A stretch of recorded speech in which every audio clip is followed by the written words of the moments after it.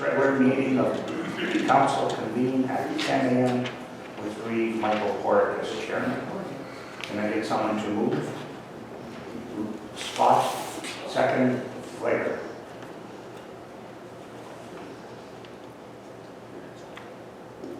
And all in favor? Opposed, carried.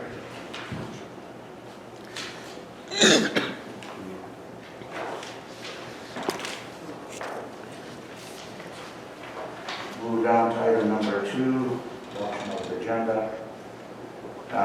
Be it resolved that the council of the RM of Rosedale approves the agenda for December 10th, 2021. Is there any additions for anybody?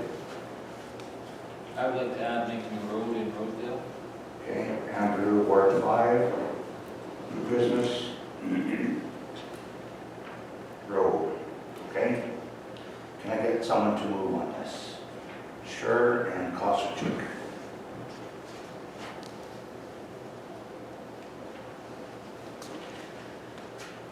All in favor? Opposed?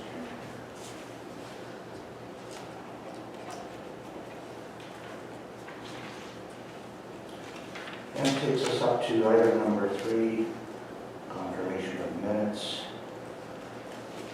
Did everybody have a chance to read the minutes?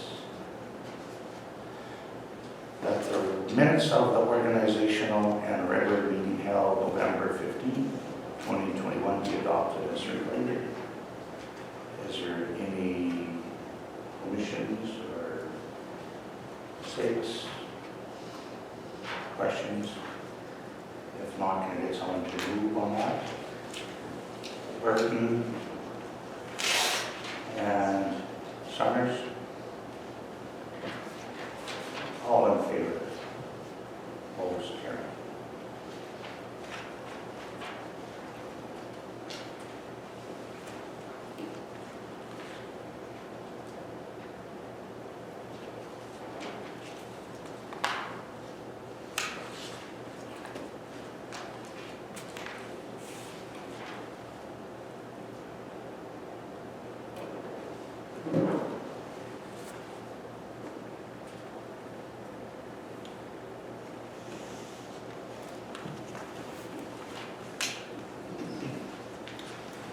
And this takes us to item number 4, financial statements.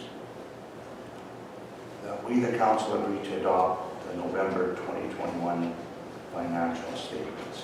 Can I get someone to move? Okay. Later, and second is Kosachuk. All in favor?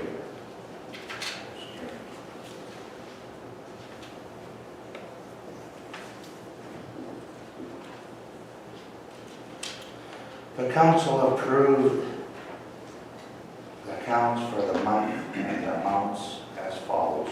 November 2021, general, $213,484.71.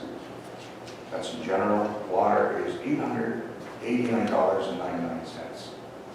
Can I get someone to move on that? Sure, and Burton.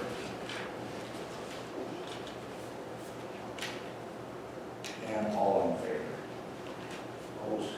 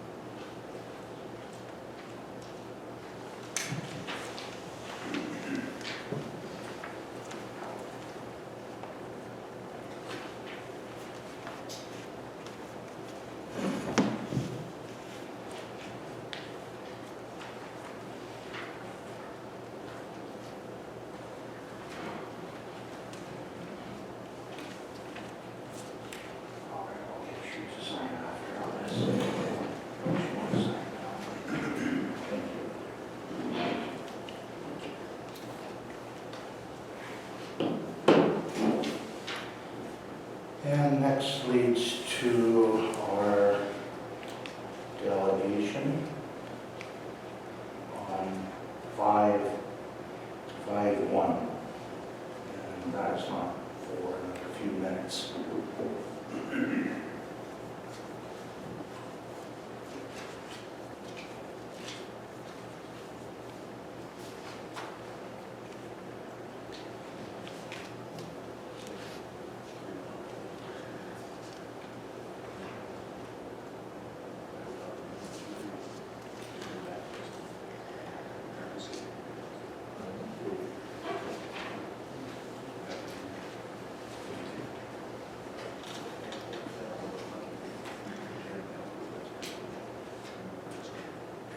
And this one here, this is that one we talked about with the plan making the past.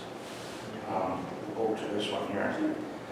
Whereas Section 81 of the Planning Act provides that a zoning bylaw may be amended in accordance with Sections 80 to 82 of Act following the amendment process pursuant to Sections 74 to 79. And whereas the Council of the Rural Municipality of Rosedale deem expeditial and in the best interest of the corporation to amend the Rural Municipality of Rosedale zoning bylaw number 9-2018, therefore be resolved that bylaw 6/2021 being a bylaw for the purpose of amending the Rural Municipality of Rosedale zoning bylaw number 9/2018 be now read a first time. Use all that in your package. Can I get someone to on that? Do you want to talk about it? Yeah, maybe I would mind just discussing a little bit before. So as we previously discussed at another meeting, was this little group wanting to upgrade an existing school in an ag zone, which not in compliance with the zoning bylaw. So this zoning bylaw was produced to make provisions for it. So this will affect the use table being items that are allowed and what zones they're allowed and how they're allowed, and also they'll provide the criteria for setbacks and property boundaries under the bulk table. So the proposal right now right now you have schools as a permitted use in a GD zone and nowhere else. This would make it as a conditional use in the AG, AGR, and AGL1 zones, basically all our ag zones. And it's noting site criteria, minimum 5 acres, site width of 200 feet, 20-foot setback from the front boundary in any road, and then 10-foot side yard setbacks, 25-foot rear yard setbacks. There will be some, I already got some preliminary comments back from the provincial circulation and agriculture, which I did expect to produce a comment. They reached out, I had a discussion with them because they found it on request, and I explained the scenario of the request, and for the public hearing, they'll be making a request to change it from schools to, they'd rather see it called existing schools. That would make any of our existing schools in the ag zones in compliance, but it wouldn't allow for any new ones, which should be directed towards our villages, towns, things like that. So I'll also probably make some recommendations on the setbacks. These are the setbacks which we would allow within the village. And a 10-foot side yard setback in an ag zone just seems awful close for a school to be next to where there could be combines, swathers, things like that. So I'll probably propose some different setbacks for the public hearing. So these comments will come at the public hearing, and then if council wishes at the time, we can make those necessary changes prior to second reading. So. Any questions? Yeah. On that? If not, can I get someone to move? Sure. And Flutter. And all in favor? Opposed?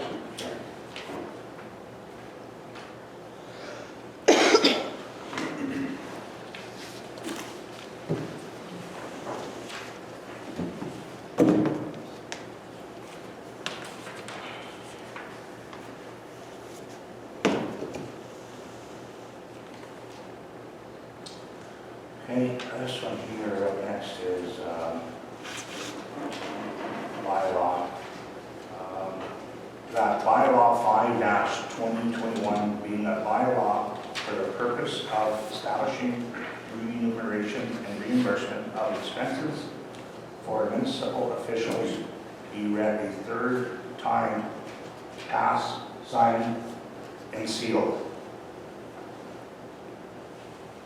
Can I get someone to move on this?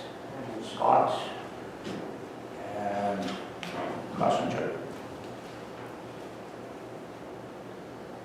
All in favor? Opposed, carried.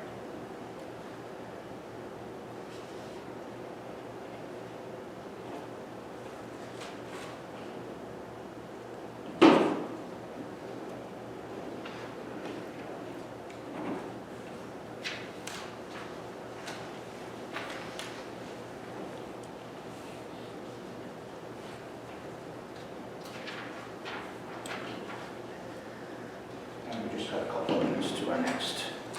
Might as well wait. You said you expect a few At road bridge, Ridge road well. Road there, yeah, I'm guessing 6, Okay. 8 maybe. I kept the original list from the original one. A couple didn't confirm it, but I just kept the same list, so. Sure. I'm assuming you're right. We are here to a conditional use hearing on Ridge Road welding. Don't we have, sorry, do we have gravel construction first? Okay. Conditional use application, ritual dwelling for 1015. I'm sorry, is that where all? Do we have the gravel extraction on? Gravel extraction 1015, 1025, we know that, sorry. Okay, my apologies. 1015. This is for this one. Sorry, I apologize. It's up.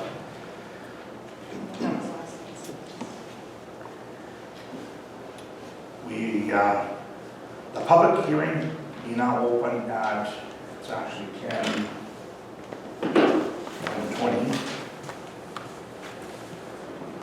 a.m. for Joe and Amanda Weed conditional use application. Can I get someone to move? Earl Burton and Bruce Slater.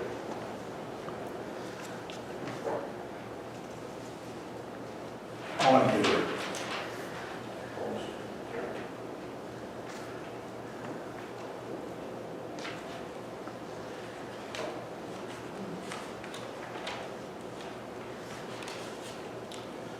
Okay, Jeff.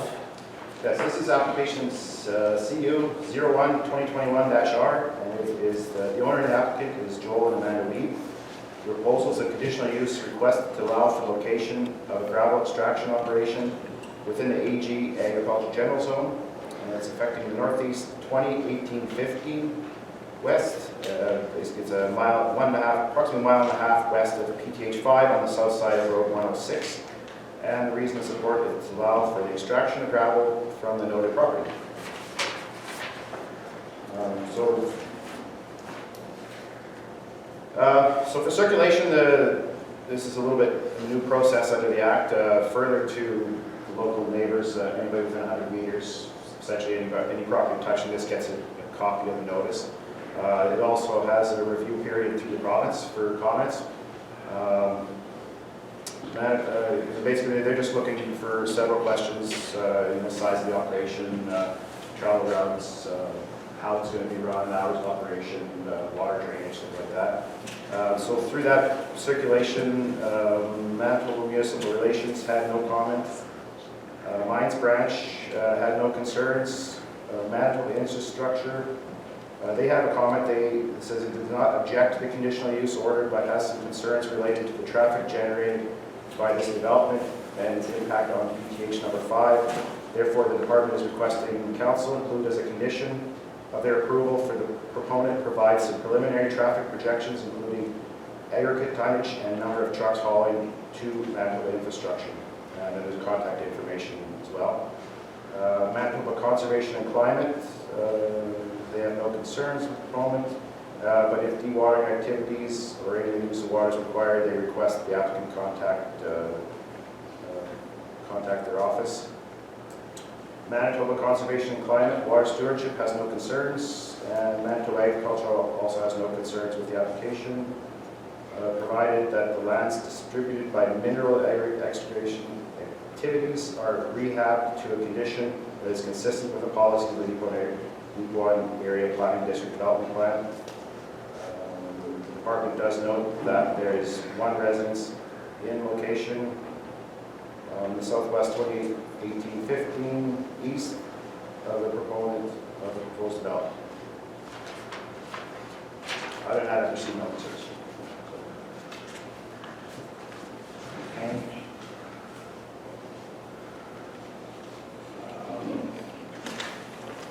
I guess maybe just to add, just also the condition uses for gravel extraction, they're also available now in the event of when there's Just sign it. So, Sign it. You're not signing it in or something?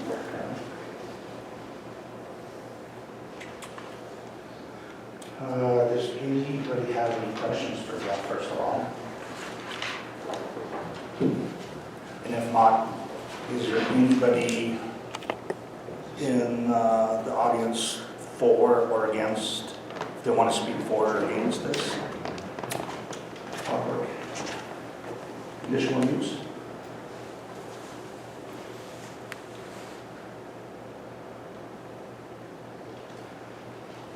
This is for Joel and Amanda Weed. So no one wants to speak for or against? Okay, guess I'm on the council. Any questions for Jeff? Okay.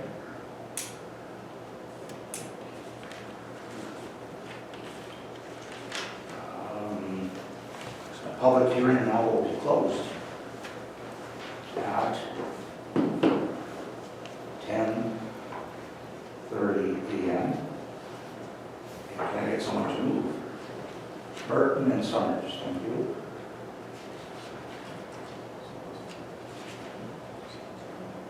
All in favor? Opposed, carried.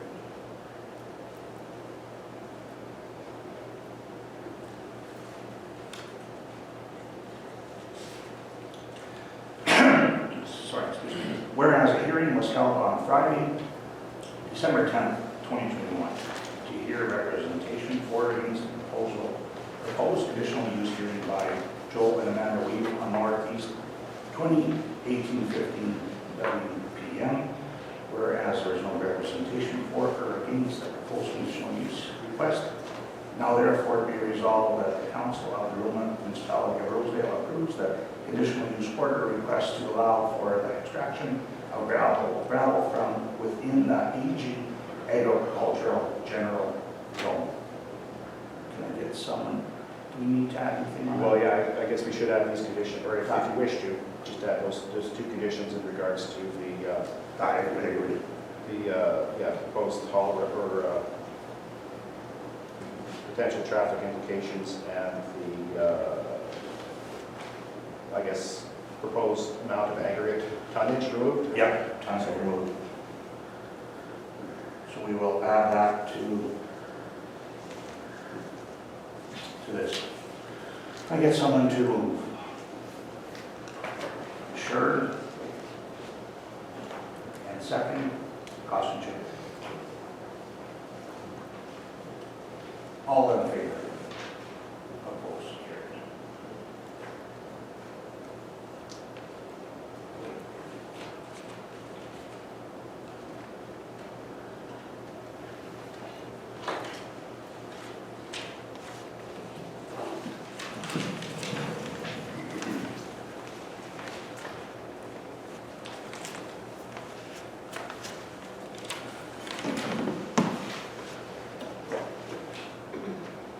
Okay, the next one is, we now adjourn this regular meeting at 10:32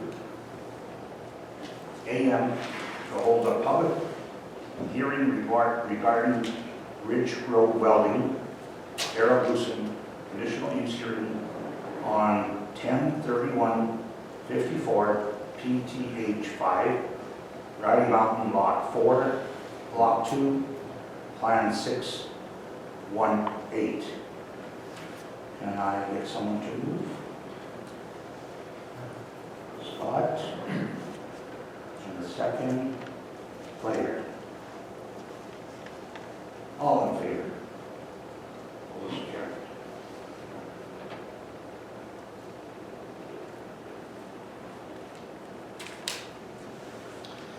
Let the public hearing be now open at 10:33 a.m. for Ridge Road Welding, Darrell Goosen conditional use application. Can I have someone to move on that? Okay, Burton and Summers, thank you. All in favor? Okay, Jeff. So yeah, this is application CU 02-2021R, owner Ridge Road Welding, Inc., and applicant Darrell Goosen. Proposes a conditional use requested to allow for general manufacturing use. And is affecting 103154 PTH 5, Lot 4, Block 2, Plan 618. And the reason to support is to allow for the operation of the welding manufacturing shop within the GD General Development Zone of Riding Mountain. Again, this application under the Act requires to be circulated to a minimum 100 meters of the property. We have a few people in attendance. I also may have a couple letters. Mr. Goosen is all as well as here. Yeah. So Okay. if perhaps you may be able just to expand a little bit more on Darrell, if you can just speak your name and if you have anything to further say on this, I'm allowed to move my mask once you're seated, yes. once I'm seated. Yeah, you're allowed. Oh, I don't know. Unless you're comfortable, like if you don't want to remove, you don't have to. Yeah, you want me to expand on what we plan to do there? Please, any, Okay. Yeah, anything you wish to Any hear, information at all. anything you wish the council to hear, yes, yeah, for whatever. council. I'm Darrell Goosen, president of Ridge Road Welding. We purchased the property this spring and we hope to do some manufacturing there and just wanted to get it okayed. Yeah, Jeff brought it up that just get it okayed so that we could in the future do more manufacturing there. If that's what we chose to do.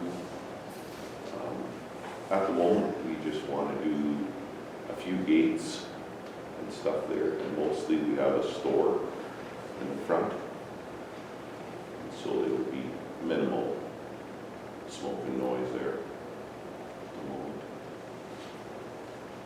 And maybe future expansion sometime.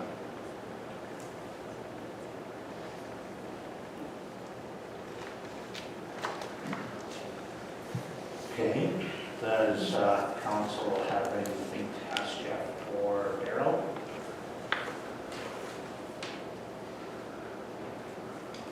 Okay, if not, from the public, is there anybody for or against that would wish to speak on this? Okay, we'll just do one at a time, and if you can just state your name and speak if you're for or against, or You want me to start? please, yeah. My name is Lori Benzie. I live in Riding Mountain at 8 Maple. So I am southwest of proposed business. I'm concerned that we bought the property 4 years ago. We wanted a residential rural community. I didn't buy there so that I could have a manufacturing operation close by. I'm concerned about the noise, the smoke, the extra traffic. I'm not opposed to a retail front, that's not a problem, but I think that manufacturing should be an industrial area, not a residential area. And I see no benefit to myself to have that business there. And I worry about the the financial impact on the property value of my home. Thanks. Okay, thank you, Lori. Anybody else wish to speak for things? My name is Heather Seddon. I bought a house in Red Mountain 10, 11 years ago now. My bedroom window is probably 30 yards from his front door, and it is east, so any smoke, any noise will funnel right in. I'm a shift worker. I actually just got off work at 7:30 this morning. I sleep during the day, so I can work all night. There is no benefit to this, and my concern about expanding in the future concerns me. Like if you're going to have a small operation, just a few gates now, that's one thing, and I still am strongly opposed to that. But if you're planning on having a big manufacturing empire right beside my house in the future, I can't abide by that at all. What would it do to my property value? I'd never sell my place. And if this appeal goes through today, I'll probably have to go home and put my house up for sale today just so I can get out before it's worthless. My house has actually been there for over 100 years now. And yeah, it's a general development zone in Riding Mountain, but we're all community members. Like, it's residential to us. It's a nice, quiet community, and we don't want to smell that. We don't want to hear that. And there's tons of people who didn't get a letter because they're not 100 meters, but they would still hear the noises all day. You know, I just don't feel like that's a good fit for our town whatsoever. Thank you. Okay. Is there anybody else that would like to speak on this? State your name, please, and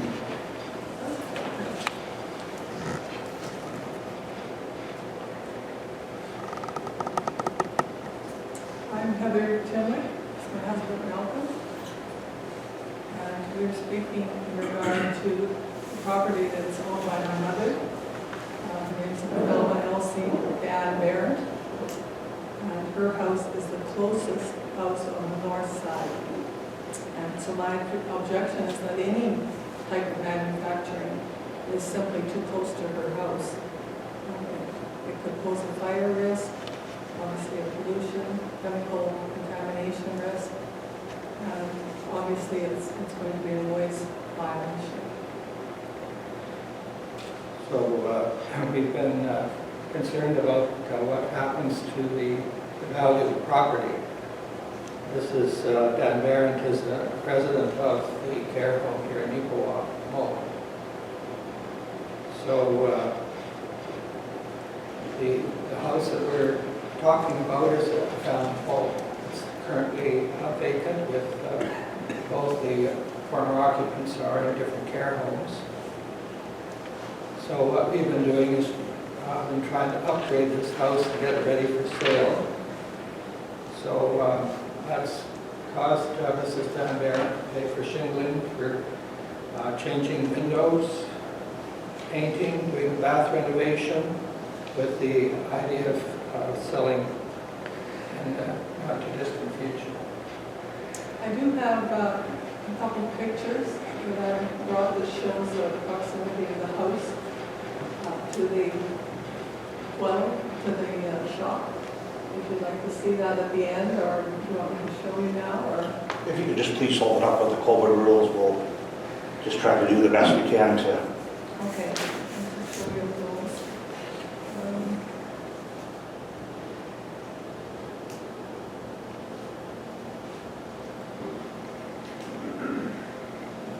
This one shows, this is her, the railing on her doorstep at the front.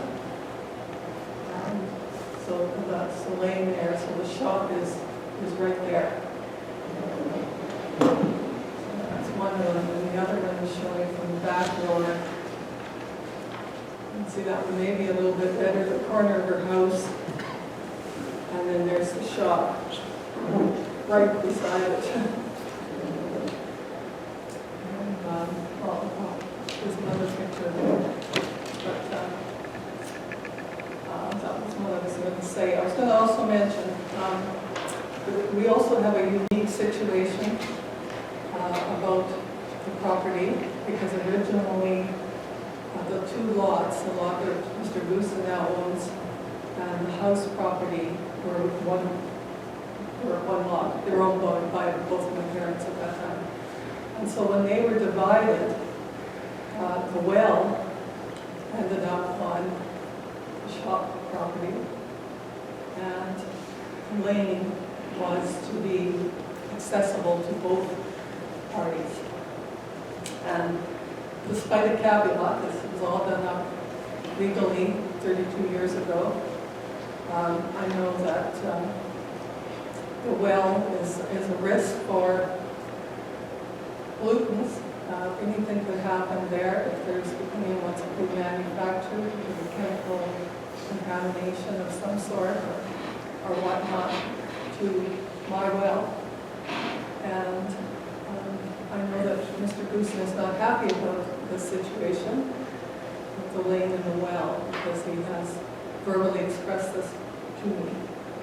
And so that makes the situation a little difficult.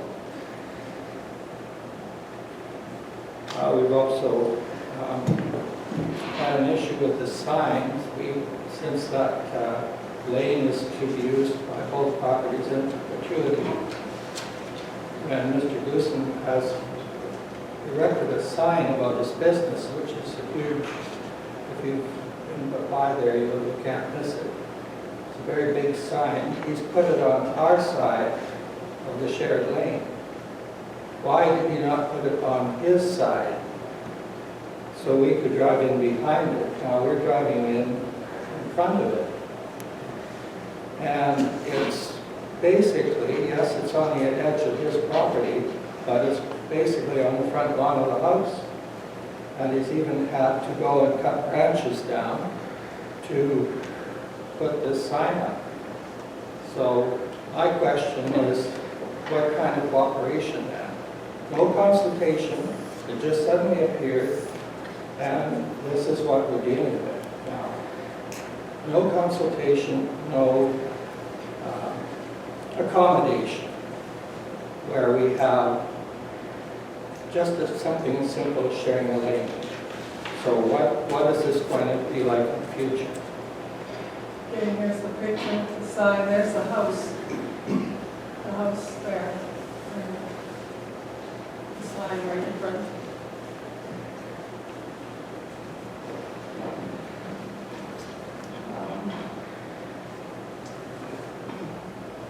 Yeah, so it looks pretty awful.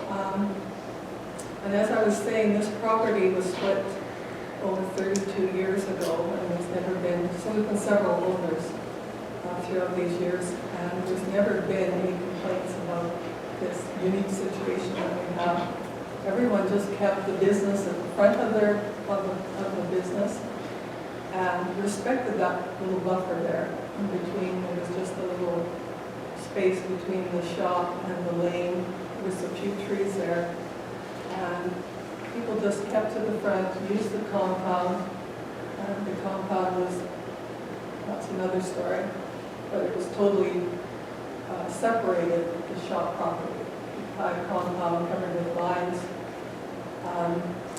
And so people just did their business from the front onto the highway, and we were left alone. But now that is gone. That's all been bulldozed down. So the compound is gone. It's just wide open. And well, some people I've had a lot of phone calls. People saying, what's going on? Because, you know, it's, I have a picture here for you. It's not cooperating. I believe most council knows what this is. It just shows the whole thing is open. I don't have a previous picture of where this, you know, it was covered in vines and totally closed off. So the business was off and then the house was here. But now it's just wide open. It's just been tore up. There's not a tree left. Okay. And you can see the next neighbor over on the other side, right over to their property. Okay. So someone who might be thinking of purchasing a home would now have to consider, if they have children or pets, a safety issue. because now it's wide open. How do you keep your children on your property or your pet? There's nothing there. It's completely wide open for a child to wander into the work area. And our understanding is that the lane is to be used by maybe even semi-trailers with nothing but a small sidewalk between the house and the lane. And now the way it's going to apparently work is a circle lot for the shop, and these trucks are going to be right up against the house. So it's far from ideal. And again, what is this going to do? Are we going to be able to sell this property to a family that would like to move into this community and be a part of it? And again, how has this affected our property value as it is right now? Never mind with what future plans. We open the door to allow anything to go on in there, any kind of manufacturing. Once you sign off on this, like he said, he doesn't know what he's going to do. That's very, very scary. We've got a time limit, so if you just, Wrap it up. sorry, yeah, I apologize, That's but just if you could make a final statement, that would be great. Okay, I was just going to say, just wanted to mention where the well was from the property. So the well is right basically behind the shop. So in conclusion, we are obviously against the zoning application, which would allow a manufacturing business right in the middle of a quiet little neighborhood. Okay. Thank you. Thank you. Anybody else? Just state your name, please. Carrie Monchak. Good morning. We appreciate this opportunity to hear Mr. Guzman's proposal for the Ridge Road property in Riding Mountain and to express our concerns regarding the same. As permanent residents of Riding Mountain, Gary and I feel the shop use should be left as commercial and not changed to general manufacturing or industrial. Because our properties front number 5 highway, we do not necessarily look like most residential areas do, but that is what we are. We've recently added to our home and are nearing retirement age. The noise inherent with general manufacturing and use of the property is a prime concern of ours. The municipal planning zone guide to zoning bylaws in Manitoba states that the light industrial can be given conditional use status under general development. The planning guide states that the light land industrial means that there's a use of the land that includes the assembly, fabrication, storage, and processing of goods and materials that do not create noise, fumes, odors, safety, hazards outside of the structure in which the use takes place. So zoning as industrial would violate most of those. Currently, even zone commercial, the noise level is significant, just with the use of machinery to move the cap shelters, the lifts, the boards, and the other product, and the work that's gone on in the property. This is without factoring in trucks coming and going, loading and unloading, increased traffic, and movement of product within the yard itself. Manufacturing is only going to increase the noise level and the traffic safety concerns.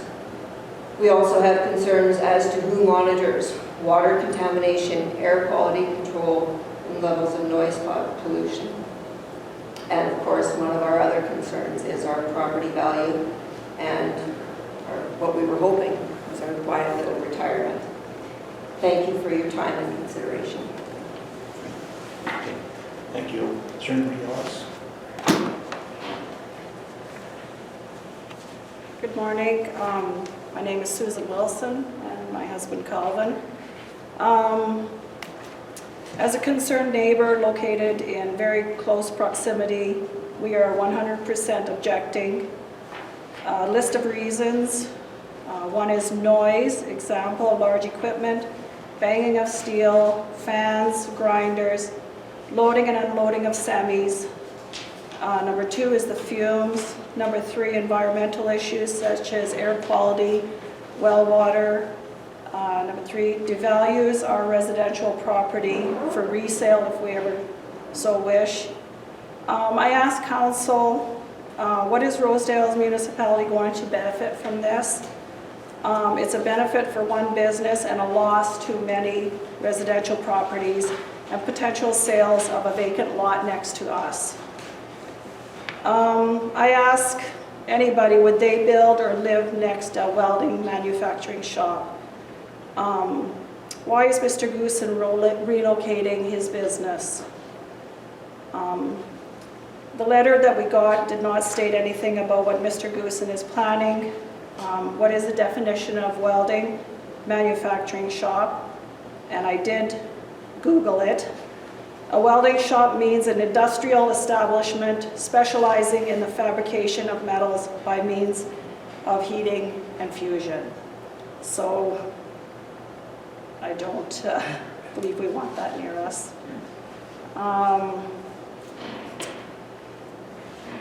It's not a new business coming into to create some great revenue or jobs in town. We know that Mr. Goosen has this business out of town. Take a look at other towns and cities. There are industries on the outskirts, not beside residential or beside us. What happens if this business sells? What would be the implications of zoning in the future? Another concern is traffic concerns. In conclusion, we moved into a small, quaint, quiet town for a reason. We moved there almost 4 years ago. Let's keep it that way. Thank you. Is there anybody else that'd like to speak? Mr. Commissioner Hughes? Gary, would you like to say anything further? Was there any other letters sent in that people are not here that we would like to hear? There's 2 left. I've got one more, yeah. Yeah, we will read that. I guess we'll read that before Gary. Do you want to go ahead, Jeff? Sure. So yeah, this was a letter submitted by Debbie and Ken Ponsack. And Debbie and I are totally against the proposal. Simply put, we do not want this business or any part of this business to set up on the named property. The biggest issue would be the noise from loading and unloading of product from trucks, using fabrication equipment, power tools such as grinders, and continuously running air exchange system. The noise issue would be very disruptive and disturbing in the center of this zone. We both moved to Riding Mountain because of its nice quiet town to live in, and we want to keep it this way. Sorry, Jeff, who was that from? Oh, sorry, that was Debbie Kushner and Kenneth Ponsack. Okay. I think I've got a couple here, but I think there's Barry Glover and Julie Glover. No one's here. Okay. So there was a letter submitted by them. This is RE for the hearing in regards to the Ridge Road welding application in Riding Mountain. We, the property owners of Lot 16, Block 2, Plan 618, in the town of Riding Mountain, appreciate receiving a letter in regards to this matter, which allows us the chance to voice concerns. We strongly feel that a manufacturing business would be best suited in an area that is not surrounded by residential properties. In such close proximity, ours being one of them, the noise would be a constant issue, and we feel at a later time, should we sell our property, it would be a significant issue for buyers to find an appealing place to purchase. Thank you for allowing our feedback in this matter, and that was Barry Glover and Julia Glover. I think the rest were just copies who in attendance at least. Okay. Gary, would you like to make a final statement? Would you?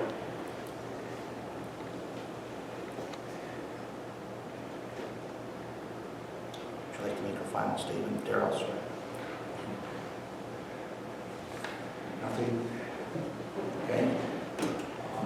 Jeff? I would mind just making a few comments, just to voice it for everybody. There's a lot of concerns about a rezoning and residential zones. This is not necessarily a rezoning of land, it's a specific approval. It's a general development, and then a general development allows for it doesn't specifically itemize zones within the village. It allows for an intermingle of various zones various uses being residential, industrial, institutional, commercial type uses. So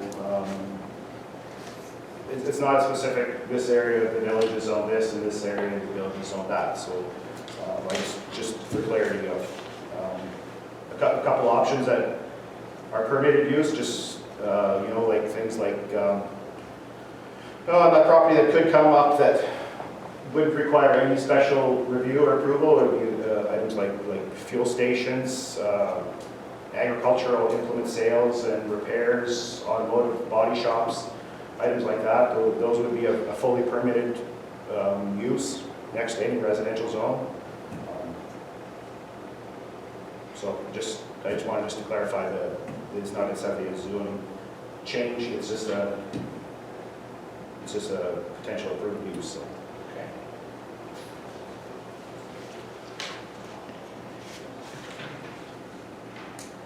Okay. The public hearing now closed at 11 a.m. And can I get someone to move? Ernie Sure. Second by Bruce Slater. And all in favor? Opposed?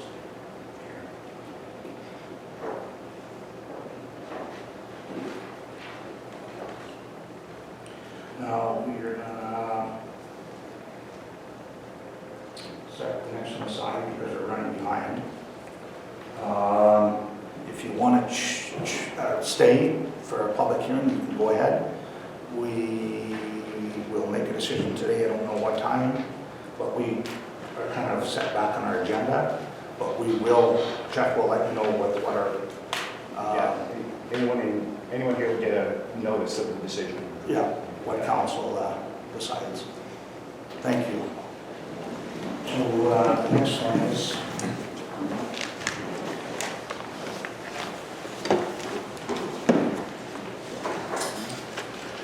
Next one is the public hearing will be now open at 11:01 a.m. for area contact and chain hidden conditional use request. Can I get someone to move?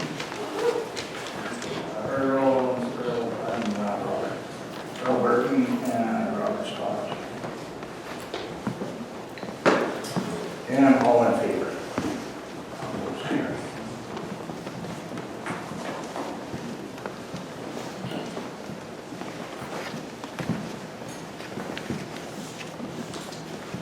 There's a public hearing now, Jeff, go ahead. Public hearing's open? Sorry. You open the public hearing? Yes. Okay. So this is application. Yeah, we do. Yeah, sorry. This application CU-03-2021-R. Owner is 649-1406 Manitoba Limited. Applicant Gary Ponsack and Shane Henton. The proposal is a conditional use requested to allow for the location of a single unit dwelling within the AGR agricultural restricted zone. And it is affecting 103-030, PTH number 5 in the southeast 091850 west. This is the west side of PTH 5 and north of Road 103. Reason of support is to satisfy the subdivision requirements to sever a 4.65 acre parcel containing the residence and yard site. So this is part of the ongoing subdivision. Part of it is the public hearing approval for in order to get the final certificate. The notification was sent out to the surrounding property owners, and out of them, there was no concerns. I did speak with Bruce Lepke. He owns the quarter section just to the south. He has no concerns, but he just wanted to contact me just in regards to his livestock operation and the proximity of this non-farm dwelling to it, because he didn't want it to affect his operation or any expansion. So I had a discussion with him about it, and I actually scaled out the property, and at its current setback, He's allowed, it was up to 300 animal units, which is a pretty large operation prior to going to a, an intensive livestock operation, and he was comfortable with that. He just wanted to make sure that if, because I think there was a previous application where they were rezoning some areas, which would have impacted his operation. He just was touching base to make sure that this wasn't going to affect him, so. Yeah.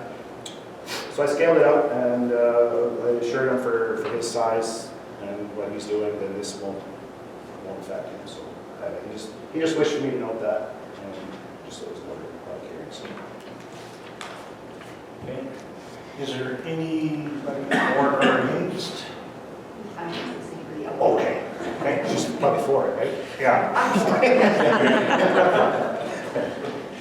Having said that, is there any questions for Jeff from council on this?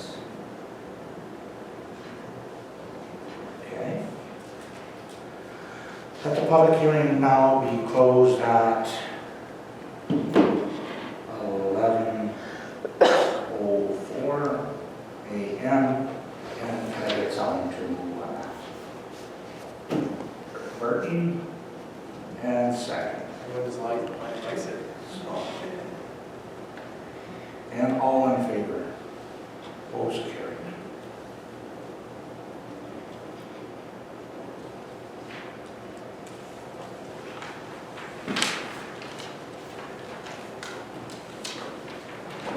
And on this one here, we will proceed. Whereas a hearing was held on Friday, December 10th, 2021 to hear representation for or against a proposed conditional use request by Gary Ponsek and Shane Henry on 10/30/30 PTH 5 Southeast 9 1815 WPM, whereas there is no representation for or against the proposed conditional use request. Now therefore be resolved that the Council of the Rural Municipality of Rosedale approves the conditional use order request to allow for the location of a single dwelling within an AGR agricultural restricted zone. Yeah, there's no additions, that's pretty straightforward. Can I get someone to move on that? Roll call, Councilor. And Ernie Sure. All in favor?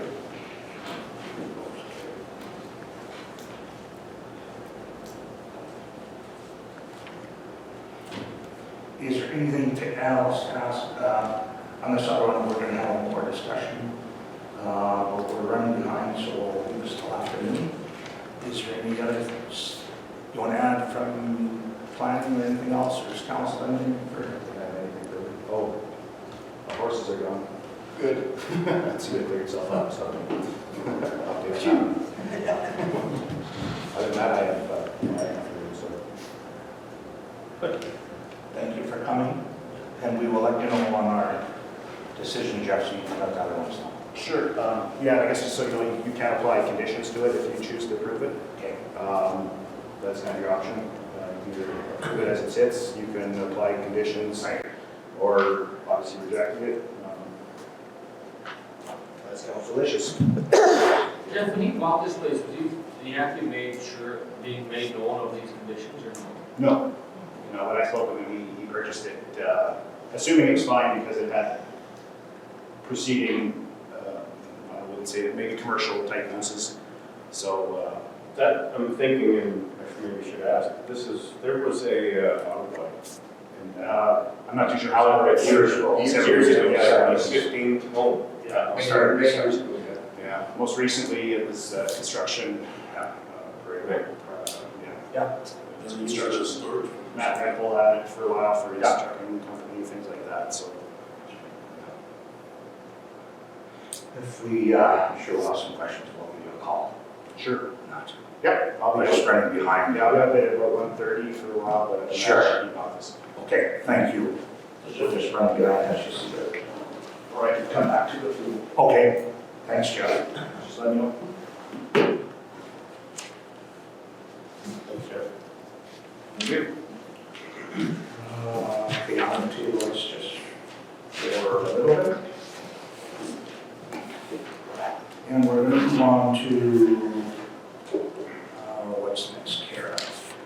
You good, Did you copy of the remuneration bylaw? do you want to go through business? Did I give you a copy of the remuneration bylaw, or was that already passed? That one's already passed.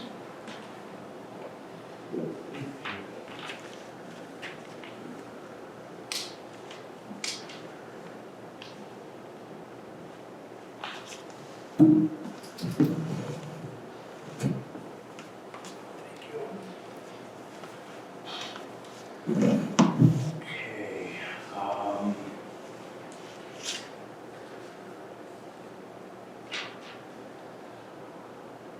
we have in front of us a Yellowhead Development Society. It's a renewal agreement for a 3-year term, amount of $850.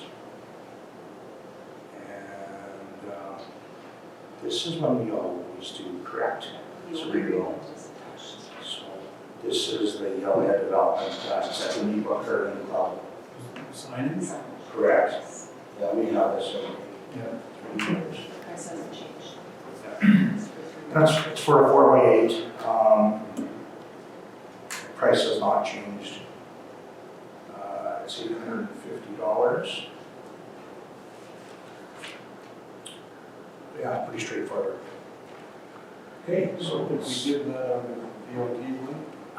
this one I think came out of general, Rob. Yeah, you feel that you're coming with some? No, you're fine. It's coming out of the same. It's used for everybody here. Okay.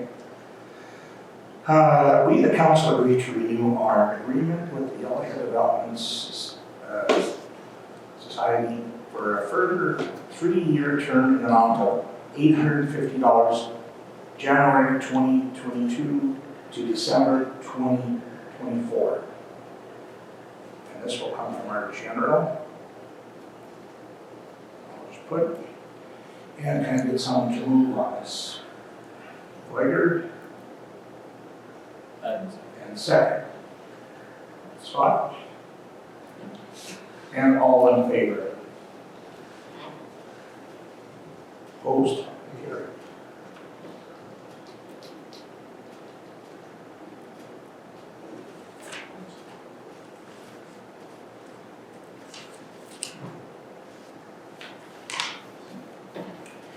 And the next one is 8-1. Katie's Care, Katie's Cottage. And it's a grant to support for charity continued work in 2022. We did support them.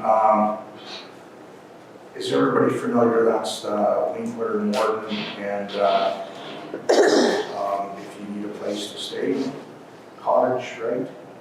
Well, you have family members or need an extra part. Katie, do you want me to use, or it's the same one from last year? Writing on behalf of Katie's Cottage, the cottage was built directly east of the Boundary Trail Hospital located near Winkler and Morton. Katie's Cottage is open to anyone who has a loved one admitted into the hospital. The patient's family can come across the street and wait in comfort or stay in one of our 8 bedrooms. The cottage provides many amenities such as a full stock kitchen, library, private eating room, laundry facilities, as well as a gaming area for children in the great room. Boundary Trails is a regional hospital. We serve patients and families across the province of Manitoba, including communities along the Saskatchewan-Manitoba borders. Guests have come from your area to have a hip or knee replacement surgery or medical appointments, procedures. They have a complimentary breakfast along with dainties, coffee with your stay. And that's what they're asking for support. Last year we did support them, and we did support them of $600. And if there's any difference, as council members think. And I believe this came from the general too. If you want to keep it the same, it's a good cause. Good cause. It is a good cause. It's not particularly close to us. But More and more people are getting hips and knees replaced, right? I imagine there's a lot of people using it for our region.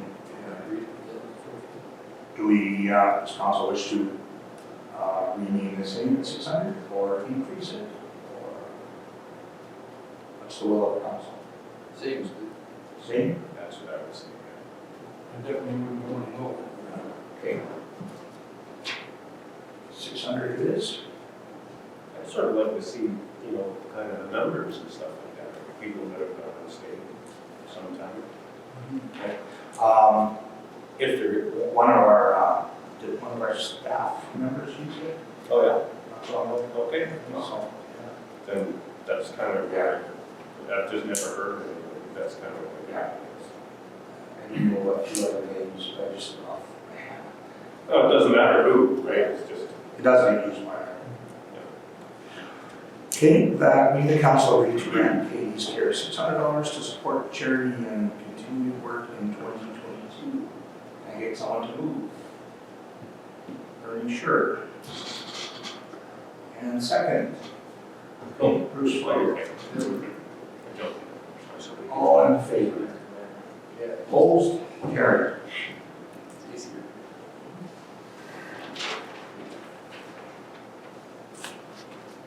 Good, thank you.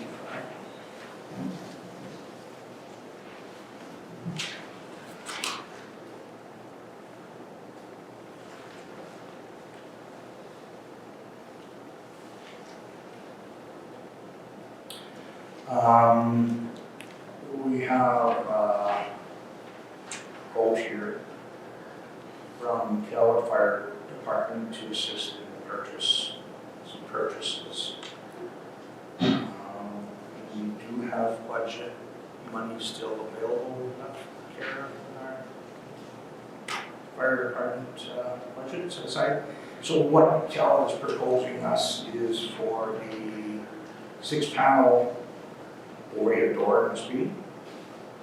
No, just an ad door. Oh, just a man door, okay. 6-panel man door, just a steel door, okay.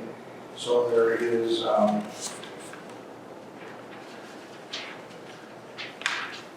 is this just for one? Yeah. Okay. Yes. And you got 3 quotes? 2 for sure. For sure. Okay. I didn't do that, that was done by Captain.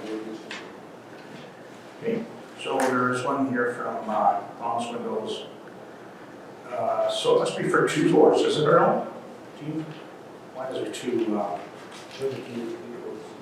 Well, 2 different doors maybe, like not, we won't need 1 door, but maybe One door. 2 separate doors, like 2 different, one's a wood door, one's a, the other kind of door, not a wood door.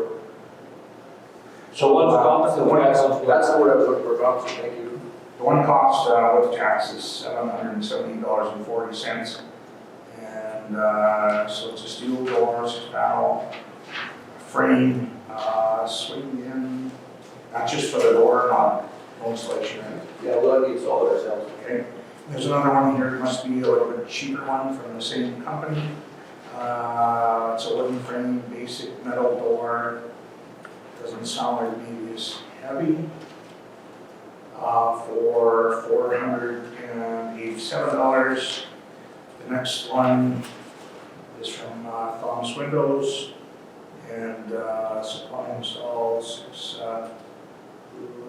So pretty much the same, I would say, as the first one. By the way it looks, 3280 swing drill,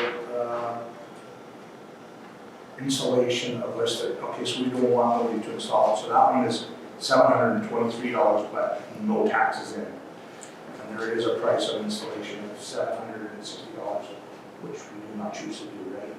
Yeah, where's that? We're okay with it. There's no lock on that one either.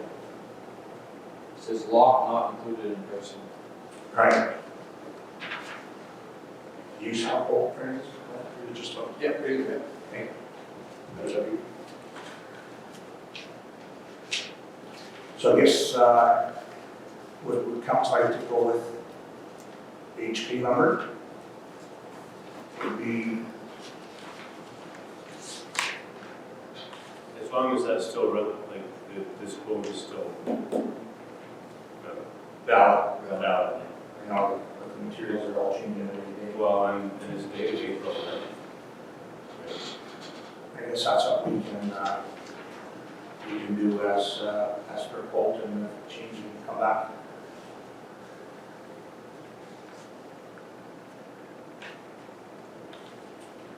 Okay, so, Swiss Council, the US Council feel, HK owners, Do you want me to leave the room before you make a decision? yeah, no, sorry, yeah, I'm just asking the council right now. You got a chance to look at it, it's cool. And that's what I mean, Thomas Windows is dated November 1st.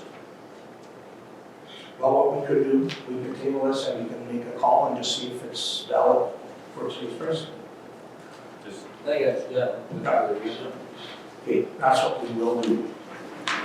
To write up the materials, availability and pricing, it's changing drastically. Not to do this. The reality, both quotes are off, right? Yeah, right.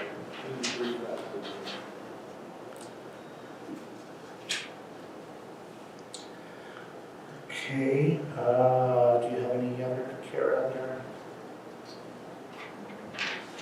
Do you have, that's, I'd like to table that request, because if they're bringing a delegation next month, they wanted to come to support that, but if that's okay. so we have a request from the Callan meeting, fire crews requesting some items. Do we want to table this? I would love to, because they're bringing a delegation, I think they made an appointment here to come to next month's meeting. Dated. There was a call, yeah, I haven't created the agenda yet. Okay. What's, well, the council, you like to table it? Allegations is better, if there's some changes, or in person is always better. Okay, so we will table this on the table. Thank you. All in here. Okay, so they'll come for a set time for delegation. Okay. Would we like to maybe work on, did you get any tenders for the evening?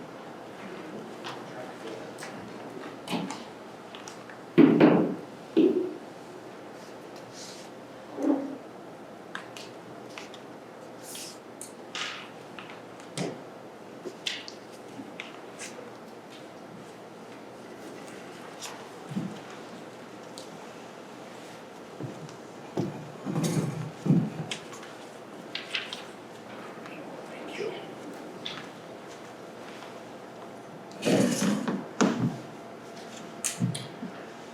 So as per email previously on our old broke down fire engine was declined by the order tender. So we re-tendered it. And we do have some tenders that came in. And of course, this one, the engine failed, and there's some other problems, so this is the reason why we are tendering it for the fire department, fire truck. So we have one tender from Greg Murphy of $600. Melvin Thiessen for $200. And when we looked through this, was this for the complete truck? Because we had a tank off too. I believe the one tender is truck only, not Truck only, okay. the others are full. Full. Truck. So the Greg Murphy was for the complete truck for $600. Melvin Thiessen was just for the full truck. And we have Dave Burton here, and he's got on here truck only, so he does not want the tank. He's got no interest. And he is tendering it for $1,850. So he's a high tender. If we wish to move forward and sell this, we will. I don't understand what's wrong with the tank. Wrong is it? Well, some, we had questions at some interest, some didn't want the tank, Right. some only wanted the trucks. Yeah, absolutely. That's how we tendered it, and Dave Burton choose that he did not want the tank, and maybe we'll have other interest for the tank. Right, exactly, that's what I think. Yeah. There's gotta be value there, I think. Sure. Yeah.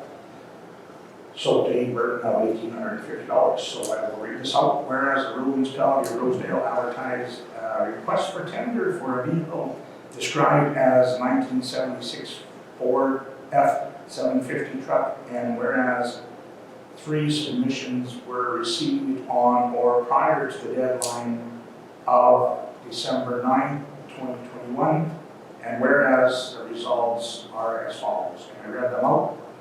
Therefore, be resolved that the rural municipality sells the 1976 Ford F-750 to David Burton,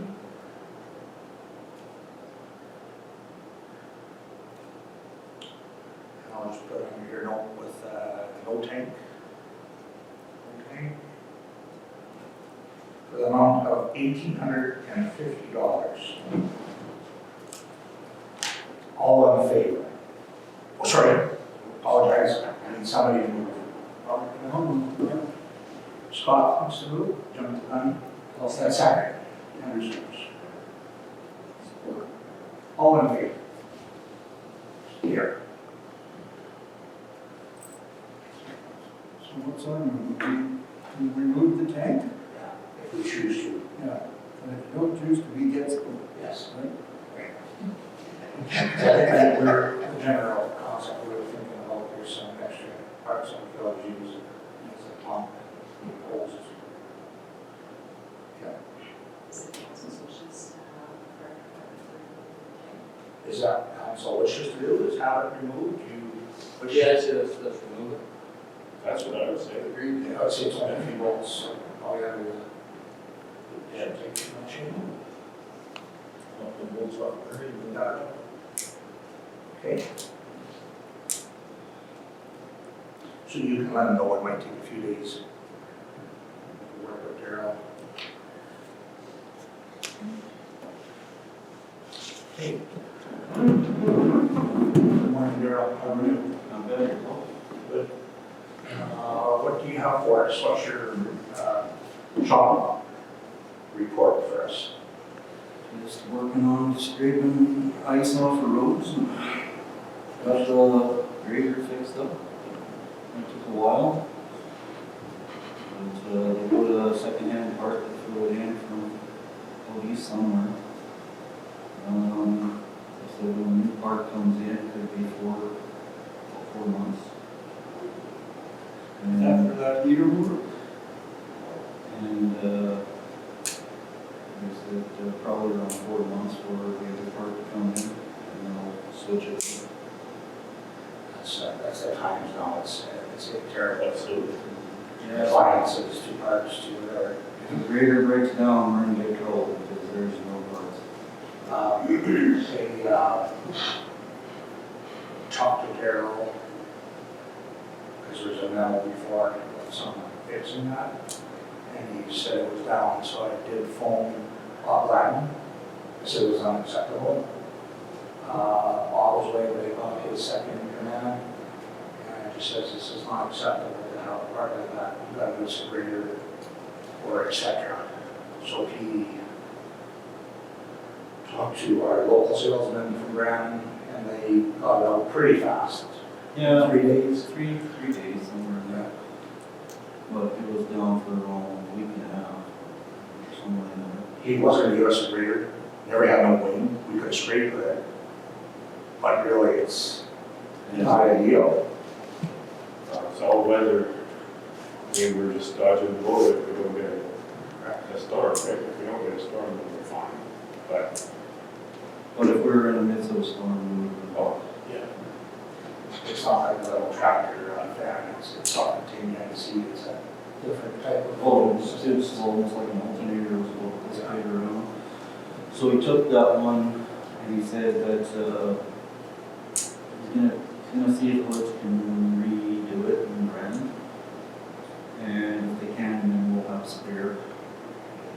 it's ours, so we're gonna see if they can get it fixed. We'll have a spare, it fits both graders, so if it ever does happen again.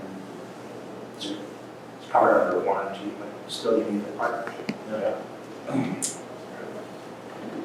And the one wing, the bolt broke off the front and it spun around and bent the cylinder, so we had to take over the pin and get it fixed. But it was, did it right away, so we weren't down without a couple hours.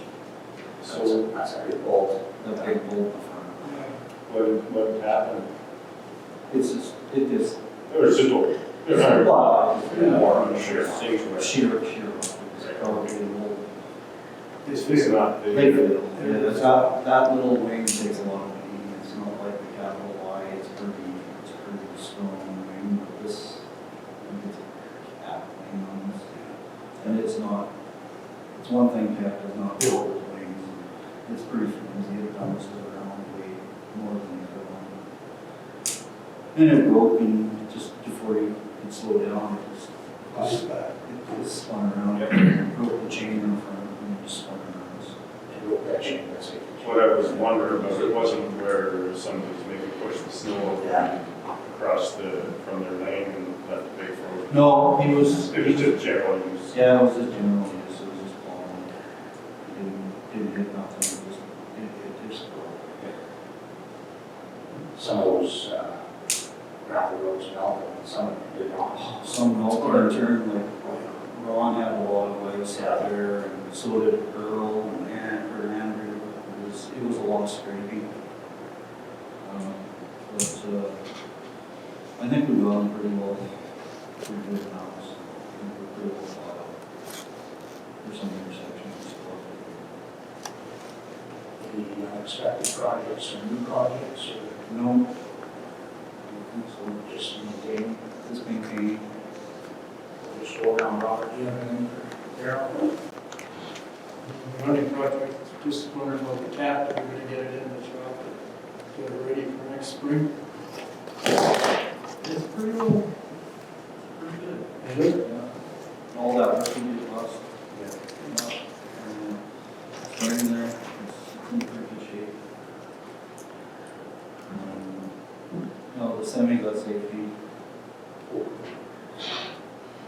How long expected? Nothing. Great. Bruce, do you have anything for your? No, actually, I think my board was kind of lucky to get the road scraped off at the end because we missed the second snow, or we managed to look after it, and then the melt happened. My roads ended up being okay, right? So there's some ice, but we're supposed to see plus temperatures again in 2 days, right? Yeah. So we'll see what happens. Andrew, do you have anything for Darrell? Do you want me to bring that road up now or later? Sure, as long as it's new business and. Yeah. I got a request from Larry Kalinsky. He built a cabin up on that property bought next to where Nixon used to live. And we actually, our road allowance goes in. We built that new road into where Nixon's built that house, and then the lane turned over the house and where that road ended. Right. Larry built a cabin further up on the edge of the valley on his property, which he purchased from Nixon's. And currently right now, he's got to drive out this field to get into there, but the road allowance actually does go through the bush. And there is a stake at the far end. But he is proposing, he asked that we would make him a road.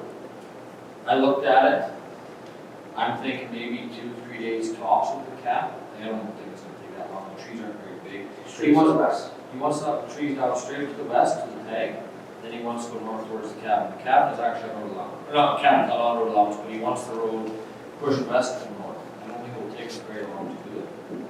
He just wants a 30-foot wide trail because the snow is blowing on that field that he can't get into his cabin.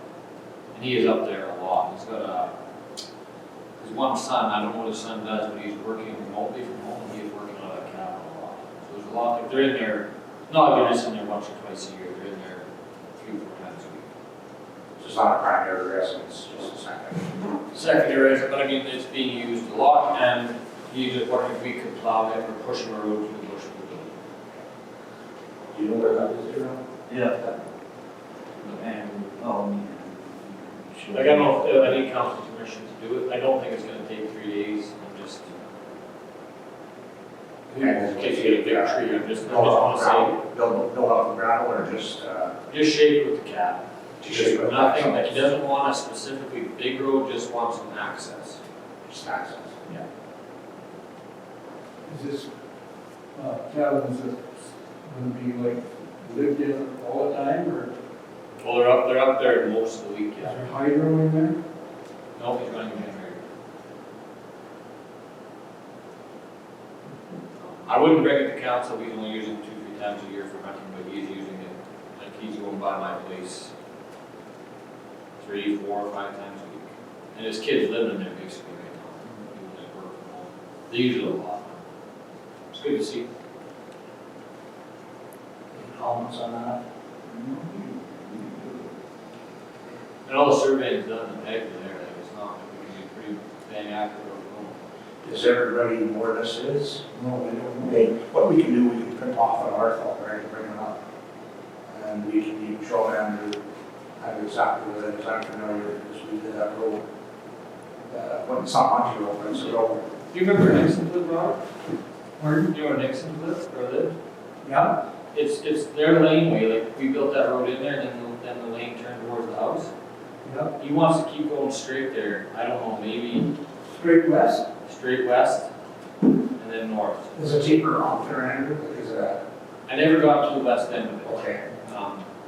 Larry did say his kid will fly a drone over, he will walk from that peg, and the kid will keep him straight, he'll mark the trees orange, Okay. up to that road allowance, and then same thing to the north. It's,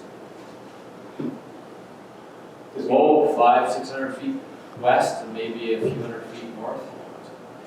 So it's all year access, but just not gravel. Yeah, he just wants a trail in the road warmed up. I could sprinkle a bit of gravel on the spring maybe, but like, it's more for the winter access. His field is blown in, he can't get to his field. And actually he's coming in the field, he's actually coming back and around onto road allowance. There is no road there. Like, it is all, where he wants the road, it's all road allowance, it's not. Yeah. I don't think it's gonna take that much to do it. He doesn't want anything, doesn't want to pave the highway maybe, he just wants a trail. Approximately how far? You have access to 30 feet wide, No, but length wise. the Google. like 500 feet.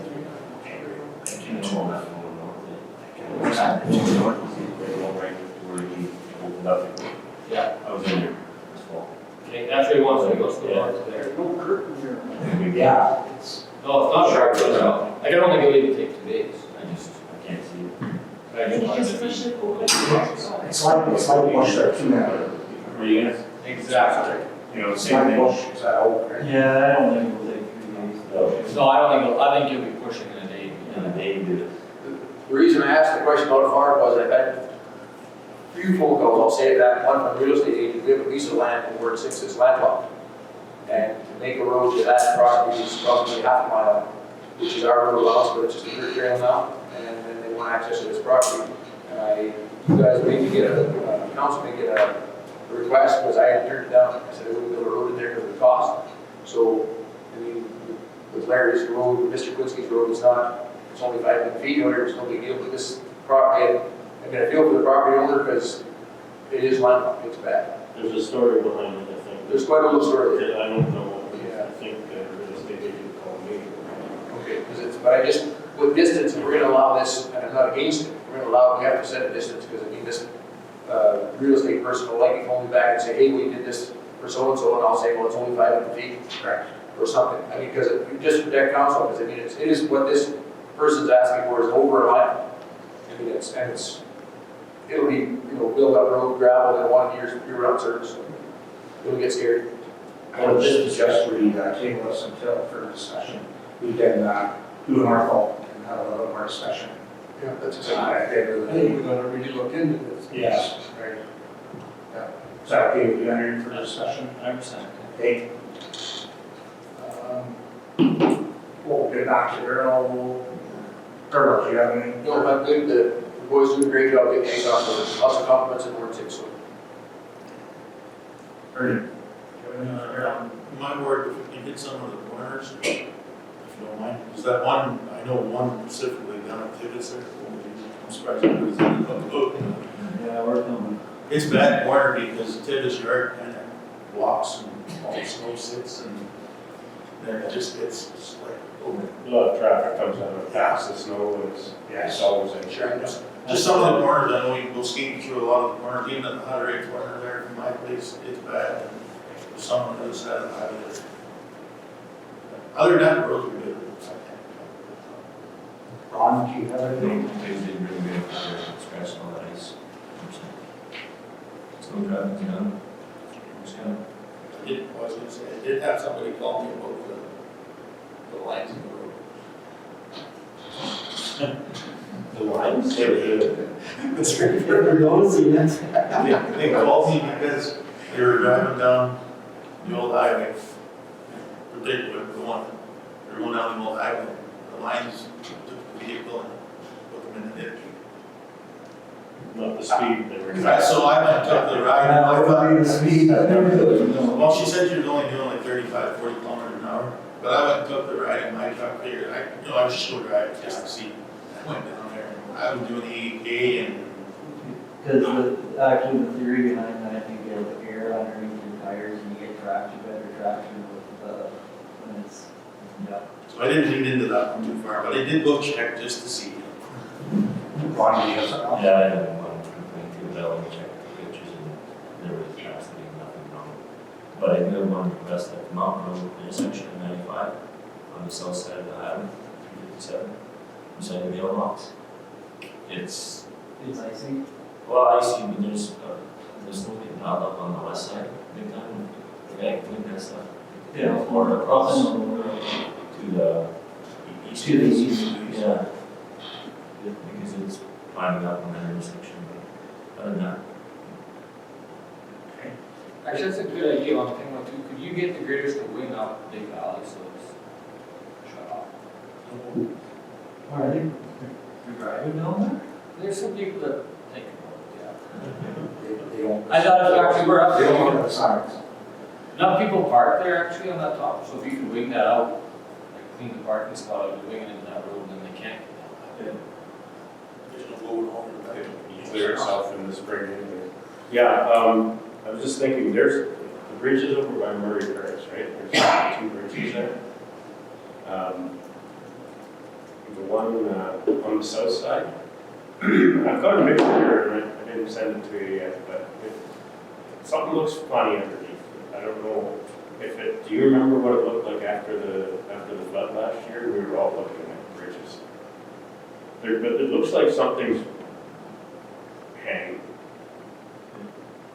I should send you a picture, but if you're out looking at it, or if you're out going by, just have a little look at it. And that's right at the corner? I'm sorry? Which one is that? It's on the south side. It's like West Coast corner there. Yeah. There's those 2 bridges, Murray Terrace. And on the south side, I just was driving along and I was looking, thinking, I don't know if that's new, if something's hanging now, or if it's just the old pillars. Just have a quick look. Kennedy, no. That's it. We will see in a little bit. Thank you. Yeah. I guess it's almost that time, or is there another topic that we could?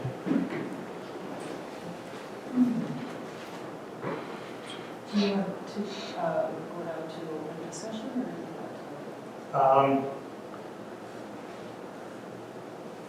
Yeah, we can go to the 11-2. Tax arrears recovery. There is a reminder that we received tax sale, and there is a resolution to pass for that as well. So the council chooses to proceed with the tax sale earlier in the year rather than have a tax sale in December of next year. We have to just impose the tax sale.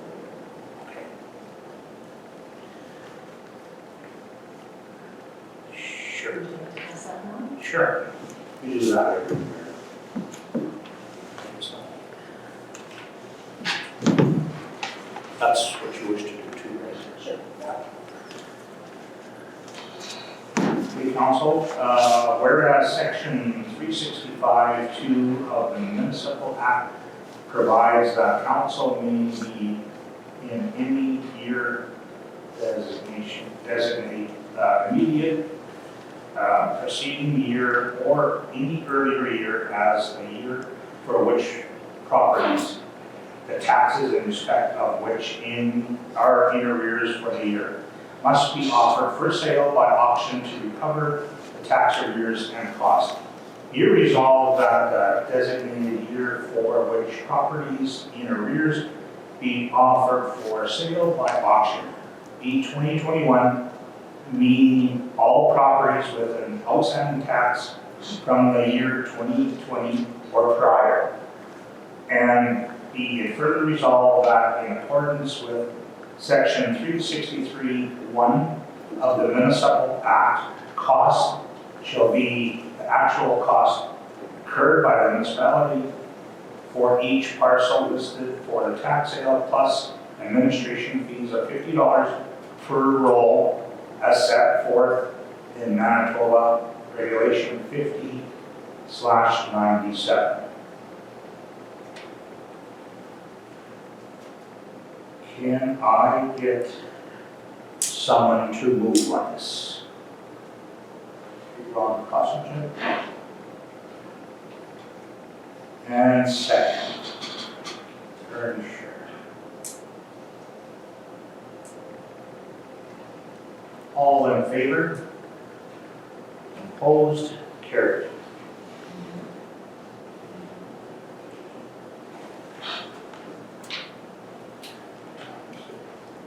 If we might as well wrap it up, we have a lunch, Christmas lunch with our staff and workers. Petro, Andrew wants to table it. He wants some more information from the request, so we're going to table that. Keep it right on your notes, please. Okay, and then what do we want to do with that proposal for the door? Does somebody have time to make a call to see if this is still valid? Or we could do it at the end of our meeting call? Do we want to do that? How much of a hurry now? Or like does Cal would, they need it ASAP or? Well, the door is still open to close, but it's a blue door. I mean, there's no, this is no great big rush. Okay, and that's something we can find out and then we can always get an agreement after, right? If you can do that, because we need, yeah. Okay, Because the cold season's coming. yes. Okay, getting back to our agenda, 9.3, maybe, you want to start off with that? Sure. This is just with regards to the easement agreement that was tabled from last meeting. Okay. And then employment update, if you want to do that in camera, we can, or if you'd like to discuss the particulars of that. Yeah, sensitive information. Agree with that. Do you have or is there some? This is what was tabled from last meeting.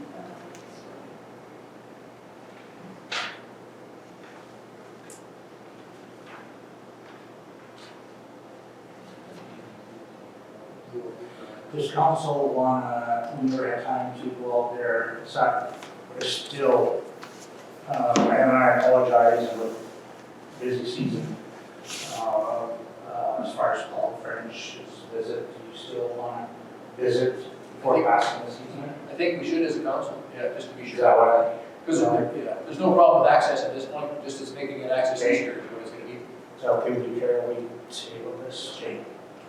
Table this. For sure, it's a nice letter to January. Is there anything else that we can do before we discuss? This is something that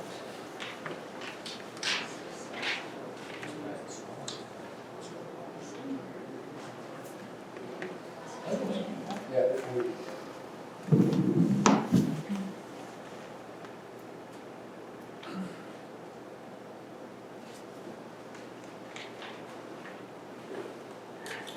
So Kara, this would be as per request there. As we discussed, you have notes on this, what we want, right?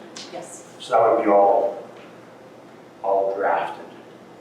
We have to pass it in order to get along. Right, and that resolution asks the administration to draft a COVID-19 policy Yes. for next meeting to be approved, and Correct. changes can be made at that time if you'd like changes. Okay, as per this, Waste people are sorry, here. Andrew? Environment people are. Oh. They're one Just an of FYI. Okay. Okay, we'll do this one. Okay, this is as per discussion this morning. Whereas council is responsible to ensure the health and safety of its employees and volunteers, and whereas council believes that the best way to ensure the health and safety is through vaccination or mandatory testing, therefore be resolved that administration be directed to prepare a vaccination policy for council review.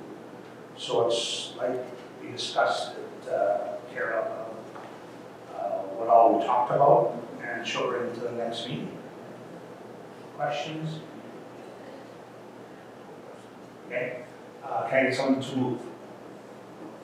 Okay, Earl Burton, and sorry, I've seen Scott's hand first, and Scott.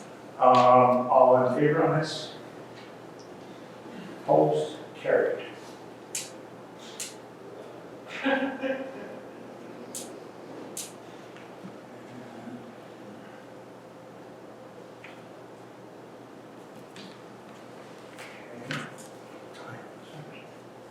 Is there something else that we can take off? would you like to review the application to MIT for speed signs in Word Farm? Sure. That was the- Andrew, you were here, so we table this. This one here, we have a request from a ratepayer to reduce the speed along the PR. Right. And this one, this is to the not control of traffic engineering, but we didn't want to discuss this without you because this is your ward. So we had a request from a taxpayer. I just moved into the community and I noticed there's a 60-kilometer-hour sign beside the nursery school in Burnie. Should this be 30-kilometer sign? Who should I talk to about this in place? Also, I noticed many watch out for children signs on Gavel Road, but again, not a single sign east or west of Burnie Nursery School. Who's responsible? Who's responsible is this? And maybe she doesn't know, but it is a PR road. That's highways, right? Yes.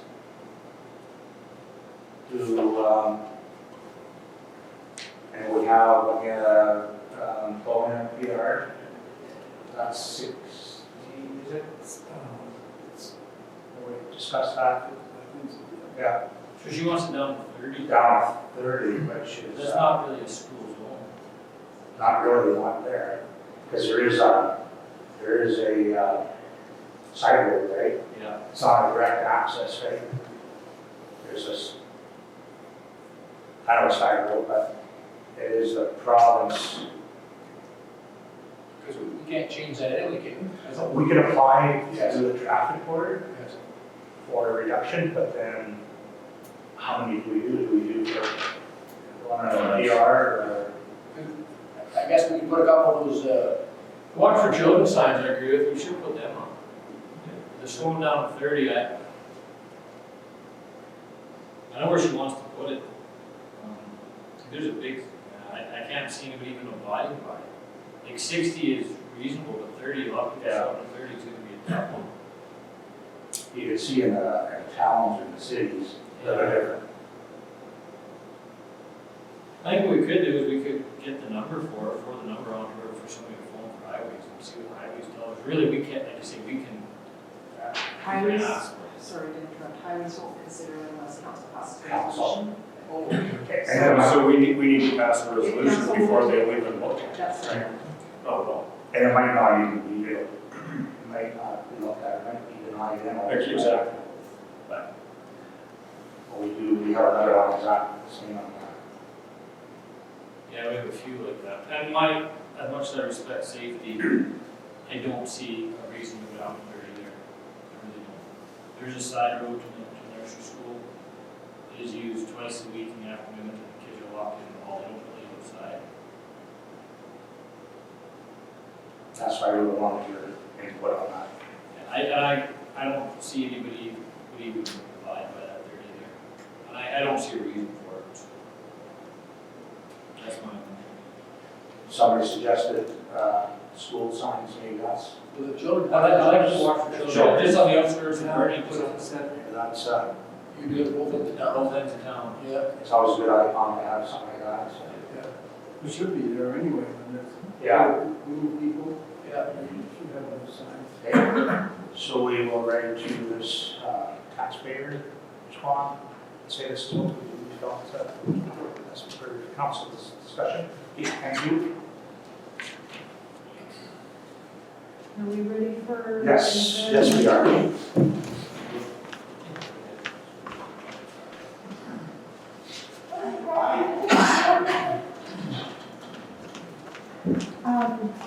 There's two chairs. Okay. You're welcome to grab a chair from over here if you like to sit together or where. Do you need a We thought we were supposed to sit here table? and. Would you like a table or anything? Do you need a table?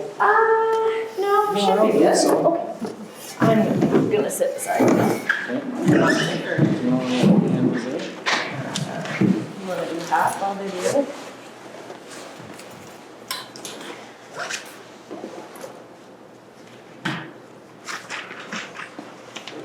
Nice to see you again. Great. Nice to see you again. Thank you. Hi, how are you? Nice to see you again. Hi. Hello, hello. Nice to see you again. That's the rest. Yeah, that's for you.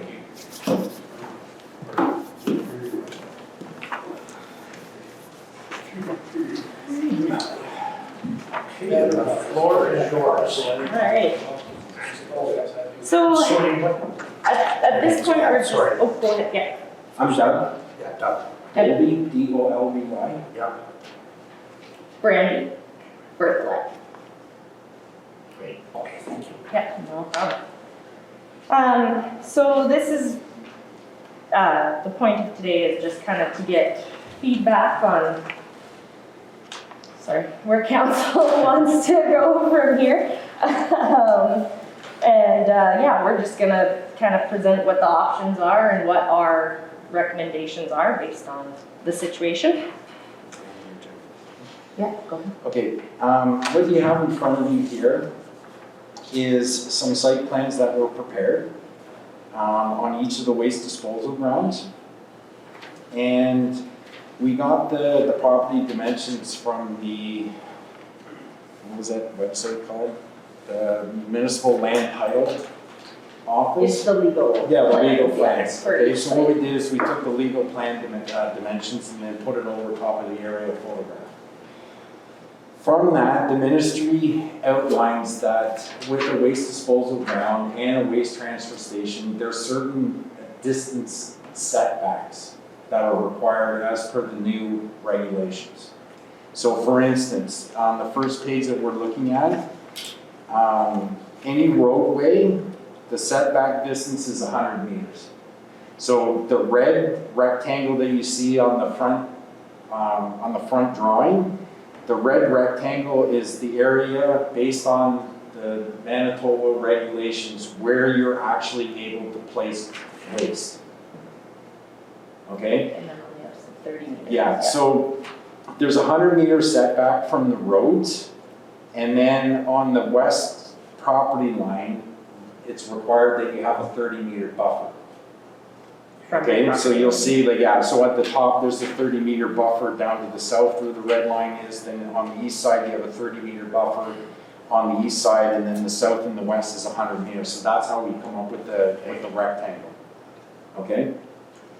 Then from that, then we get what the size is, and then we take it from there to calculate how much available space, if any, that you have. Okay? So, Here's- so as you can see, this is the Kelwood site. So that red area is the available space that you have that you could put a new waste disposal cell in. Yeah. So we've taken, population and based on RAR's reporting as well, this amount of the population that uses that facility. So from that, we can calculate approximately how much waste can be expected to be generated per year, and then from there, we calculate it into like 10 years. Okay, so basically what we did is we took the entire population number, and then with Kara's help, we sort of broke down, like 35% of the population uses the Kelwood, certain population uses the other ones and whatever, and so we broke it all out like that, and then we're able to calculate how much waste in a year can be placed into that cell based on the number of people that are using it, okay?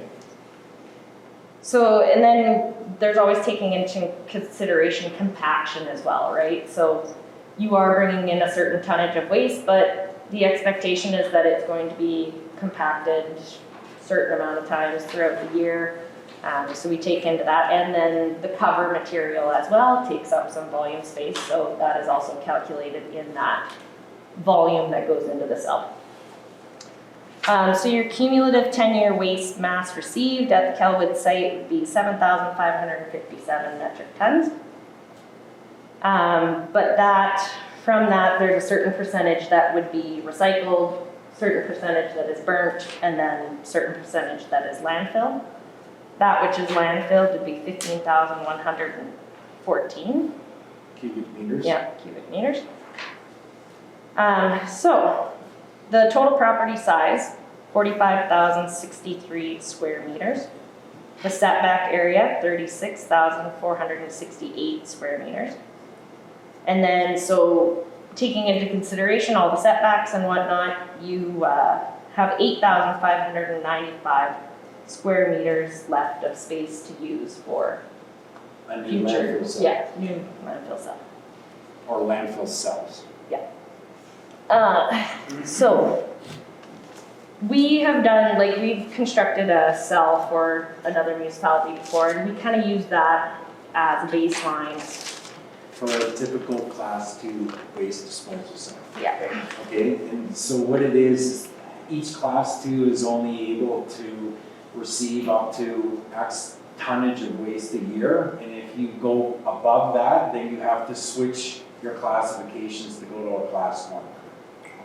Okay, we're not suggesting that, it's just the way that they do it. So this typical, in general, most municipalities within the province of Manitoba, they build cells for a 5-year capacity. Okay, so in all the work that we've done, there's like a generic sort of size that we use, which is a typical class 2 landfill size, and that's what we use as the basis of calculating how much space you have left. It has to be based on something, so that's the one that we use. Yeah. Okay? It doesn't mean that you have to do it that way, but we have to base it against something to give an estimation of how much lifetime that this waste disposal ground still has. Okay? The reason why people go with 5 years versus like a 10-year or 30-year cell is the bigger that you build it, the more open space it has to accumulate water. And you don't want that. You don't want water in your waste disposal cell. So you make it smaller within a 5-year period so you fill it up quickly and you're not having to deal with water, because the minute that the water gets into the landfill cell, now you're into treating water because it's contaminated with the garbage. Okay? So you kind of, everyone does it kind of the same way, although the sizes are different, just based on the amount of garbage that comes in. So we built a class 1 landfill cell last year, and was it 114 meters by 114 meters? That's, That was the one in Surrey. yeah. So it was like 104, like the bottom one was 114 meters by 114 meters. The class 2 that we based this one off, the base of it was 114 meters by 52 meters. Yeah. And when you calculate the total volume or cubic meters, that would give them 5 years of capacity. Yeah. Okay? And that area, the area it would have consumed Yeah. 10,350 square meters. meters. So that obviously would be a little bit overkill, or, you know, Yeah, a little bit a more. little bit large for that population What there. this municipality requires, okay? So we just took the area that you have and reverse engineered it, right, to find a cell size that would fit in there. And that was 141 meters by 36 meters. And just with the numbers as to how much waste is generated annually, you would have about 14 years of space left there. 14 years. Yep. So it's obviously not an exact science, right? It's just using statistics and generic generation rates and all that. So, you know, That the province is basically pumped out through waste surveys and stuff like that, and so we use that average number, okay? What can happen is, all of a sudden, a lot of people move out of the municipality. Well, you may have more than 14 years now because there's not as many people placing waste in there. It might be less than 14 years. Say, for instance, there was a massive flood that went through here. Well, everyone's basement gets flooded out. Well, the minute that it gets water damage, it all has to get ripped out because of black mold. Well, where does it land? It lands in your landfill. So it may not be 14 years just based on environmental factors. Or if all of a sudden there was a huge explosion in development in the town. Well, development brings garbage. So all of a sudden, all of the waste from the new development ends up in there, which can shorten your lifespan too. Okay? All right. so yeah, Does anyone have any questions so far on the process? Okay. How deep are you making the cells? Typically, 5 meters. they're 5 Total meters depth, yeah. total depth. So what the standard practice is, and the reason why is where the groundwater elevation is, you have to have at least a meter between where the highest point in the groundwater is and the base of your cell. Okay, so typically what we do is you go 3 meters down from prairie, and then the material that's excavated out basically gets placed on the edges. Your And then berms. that, yeah, and your berms, and then so you get 5. Okay. So it's like 3 meters below prairie, 2 meters above, okay? But that's hoping that you have clay that meets the spec that the ministry requires, okay? You can do the same if you're gonna go with some kind of liner too. Okay, but depth is generally 3 meters because typically the highest point in groundwater in the province is around 3 meters in depth, or 4 meters or whatever. Okay? You can go deeper than that if you wanted to. If you know that. If you know the groundwater table is, say at 10 meters, well, you could probably go down 6, 8 meters if you want. Be a big, big hole.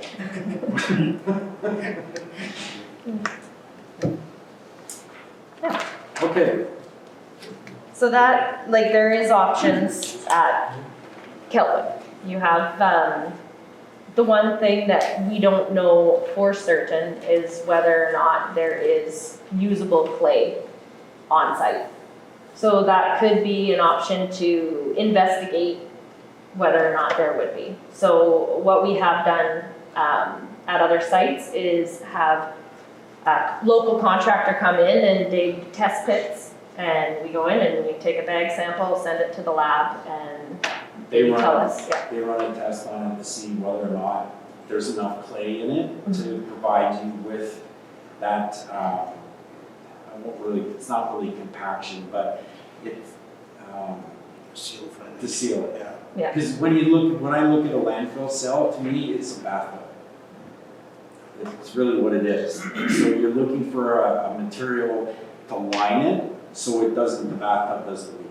And that's why when you construct them, you have to test the clay to make sure that it meets that spec, which is 1 × 10⁻⁷ centimeters per second. Okay, the background information that we've done, that we can do without actually testing, and this is just through soil studies that have been done by the province and different types of mining companies or whatever, and it becomes public information. It doesn't appear that there's any real clay on that property. Okay, so there may be until you go and test it, but what we've seen through the soil studies that have been done, and they're generic, okay, but they're over the entire municipality and not site specific to this. It doesn't say that it may not be there, but the chances are it probably isn't there. We think that was spider. I don't know how to do the equation you just said, but the water stays in our house. Oh, well, that's a good sign. No, that's why when you mentioned holding the bathtub, our bathtub is hold water. Well, yeah, that's a good sign. That's a good sign. Yeah. So it could be just a matter of just going in and doing the test, but that's why we're here today, to discuss what the recommendations are and what you all want to see moving forward. And the best way, like if you were wanting to have the test done, is to have someone local that knows, well, I think that over here because we don't know, right, coming in, that we've never been on site or seen the soil dug up. We would want to speak to the operator or whoever did the previous excavations, to speak with them to get what they understand and what they observed when they were doing the test pits and the digging or whatever. Because they would have the best idea. So I'm assuming that you all would know somebody that has done it, the easiest way to ask them is how plastic was the clay? How sticky was it? If it's like plasticine, then that's what we're looking for. Okay? So in this case, as Brady said, 8,595 square meters of available space left, which if designed out would give you about 14 years of capacity. Okay? Looks promising there. Yeah, and how that is to be designed would be, a discussion, right? How you would want it designed, whether you want one big cell, two cells, two small cells, yeah. Okay. All right, Elk Ranch we have next. So from what we've gathered, there's not a very large population at all that utilizes this site. And just from our observation on site. And speaking with Cara. Yeah, I will just say this right now before getting into all the numbers and everything. Our recommendation would be to leave it the way it is. Doesn't sound like it's a huge cost to you at this time. And from what we've seen, there looks like to be gravel at surface. So that being said, I'm not sure what the soil would be under there to construct, and it being closed down at one point. As a waste disposal ground? Yeah, our understanding was it was a waste disposal ground, and then it was forced closure to a transfer station. There would have to be discussion with the ministry, obviously, as to what kind of hoops would have to be jumped through in order to open it up as a waste disposal ground again, and that you have no idea what you're looking at there. And when you go through the standards, it says right in the standards, if you're citing a new waste disposal ground, it cannot be over a gravel pit. It's an absolute hard stop, not happening. Just porous. Yep.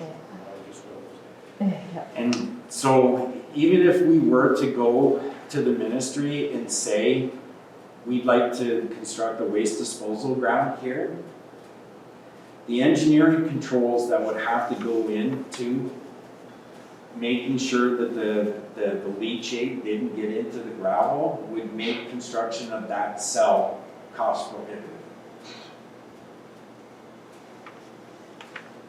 Because it's on top of a gravel pit, so the amount of design that would have to go into it and all the additional checks and balances to make sure that the leachate didn't get into the gravel pit would drive the cost up to a point likely we're going to be with. And with the use of that site being what it is, you know, your cumulative 10-year mass that would be landfilled there is only 1,260 cubic meters. So it's not a lot. Yeah. I just don't see the cost of going through the hoops to reopen it as a waste disposal ground and then going through all the work of testing the soil and then building a new landfill cell. Yeah, complete with like a leachate capture system and treatment system and just go on and on and on. So even if you did use a liner, you'd still have to go through. Most likely, but even the liner itself, right now, they were expensive to begin with. The petroleum compound that goes into the liner worldwide is in short supply.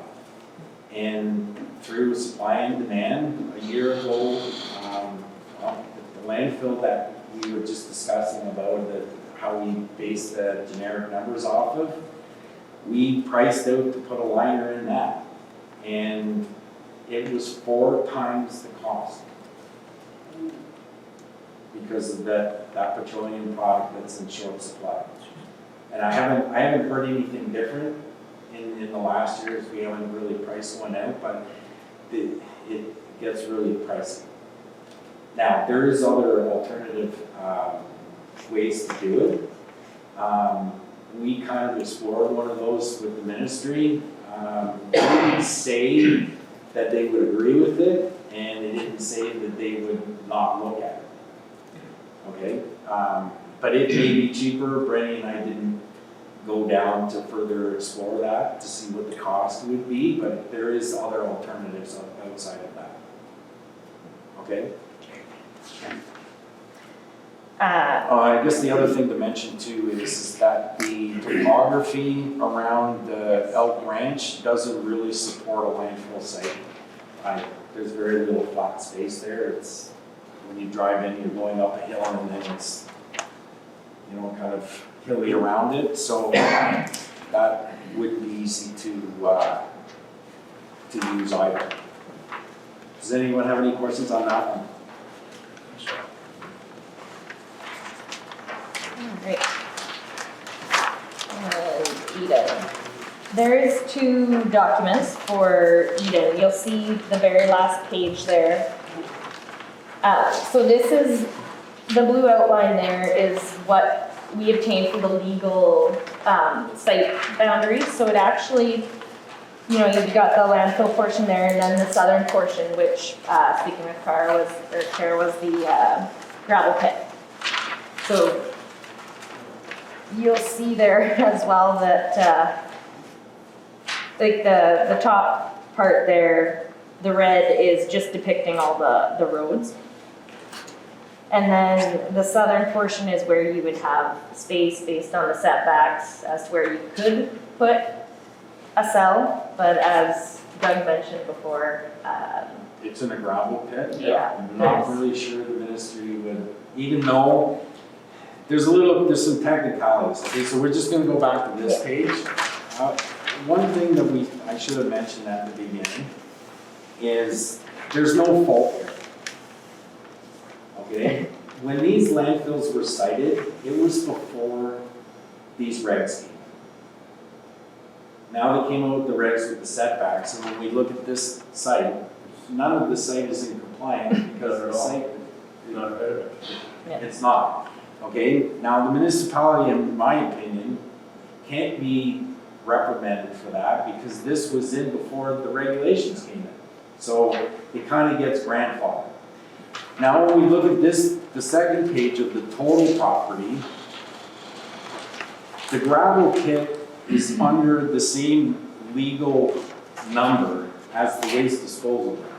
It's part of the same property. So technically and lawfully, even the gravel pit has been accepted to be used for waste disposal purposes. If we were to go to the ministry and say we want to build down here, I don't know if they would allow that because it's in a gravel pit. And once again, it may be they'll say yes, but you're gonna have to over-engineer it to make sure that the leachate doesn't get into the gravel.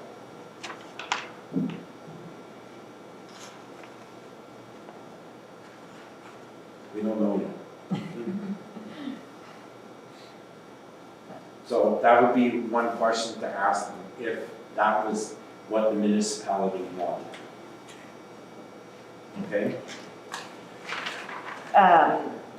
So that being said, due to the fact that the regulations and standards state right in there that, you know, not allowed to site a landfill at a gravel pit, we did not factor that in our calculation here. We just based it off the existing landfill space, what is being used as the landfill currently. And so there is no space there for future landfill cells. So our recommendation with that one would be a transfer station. And I don't know what the adjacent properties are like. So some of the recommendations, buy additional land. Close it down permanently, close it down, turn it into a transfer station. So a transfer station and gravel pit is no problem at all? No, because the difference, really the only difference between a transfer station and a landfill is you're not burying the waste. So the liability of the waste being in the ground gets transferred over to somebody else. So there, from the ministry's perspective, there's no source of contamination anymore, because it's just going into a bin, then that bin gets picked up and it goes somewhere else. So all the regulations and all the worry about leachate and all that kind of stuff just dissipates when you go to a transfer station. They are great. They can be very expensive. One of the good things about a transfer station is when you build them, you're not bringing on any additional environmental liability because you're now transferring it to somebody else to bury it in their backyard. Or transferring it to your own site, To if your that is own also. site. Like, Yeah. so for instance, like Calwood, you know, you buy an extra 50 acres, and that all of a sudden opens up, you know, 100 years of waste disposal. Okay, well, then Calwood becomes your master landfill, right? And then all of the other ones become your transfer stations, all go there. Right. It's another way of doing it. For how long? Till you run out of room. So 50 Yeah. acres runs out, and then you gotta go buy another 50 acres. Yeah. So in a case like this, I mean, what would be like the timeline? Have you ever experienced anything that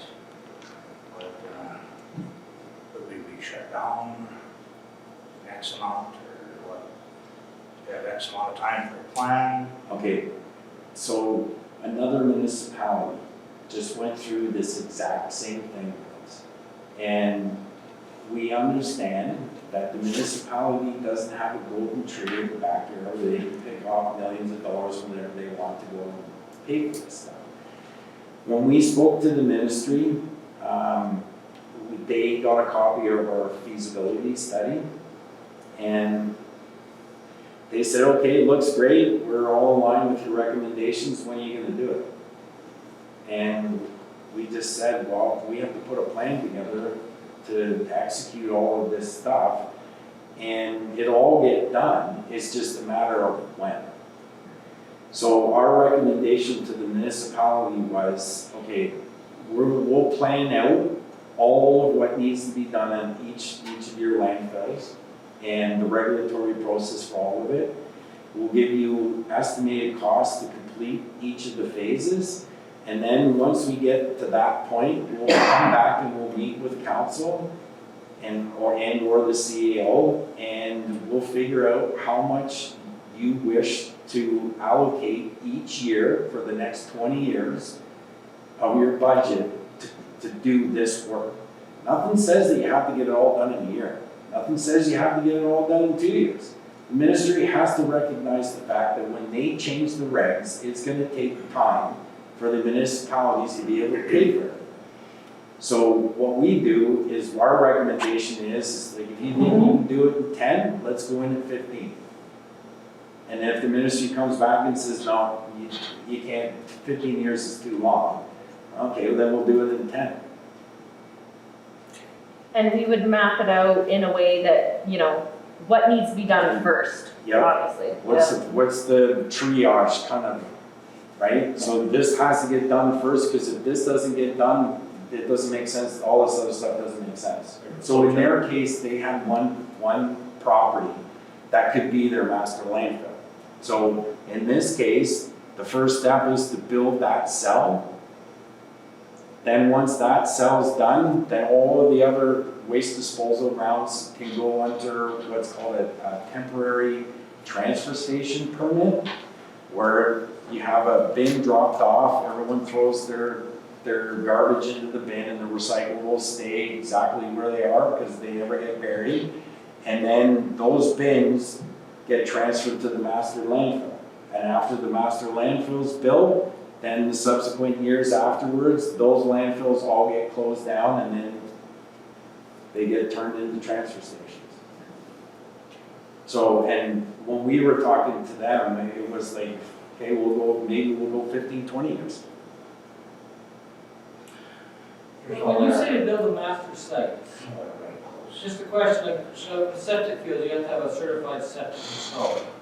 Do you have to have a certified cell builder, or can any local contractor build that cell?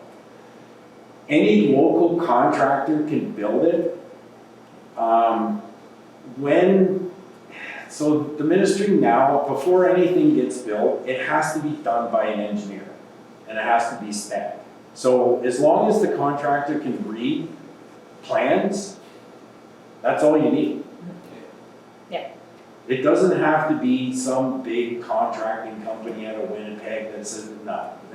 Any person that can install water mains, sewer mains, and knows elevations and all that kind of, how to like lay out a site, you don't need a licensure to do it. This, I guess, is what I'm getting at.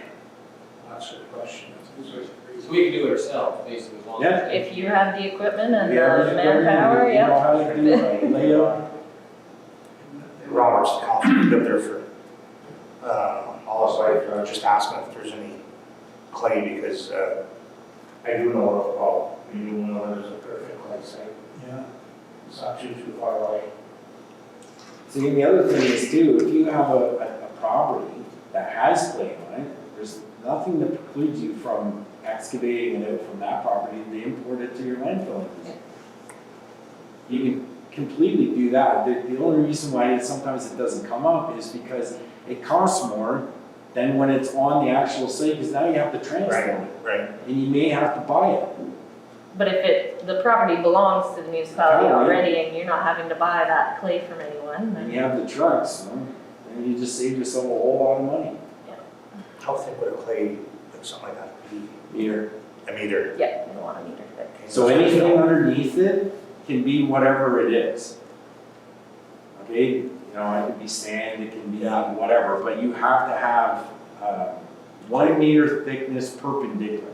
So anytime when it gets laid, almost like fondant on a cake. It's lunch today? Sure.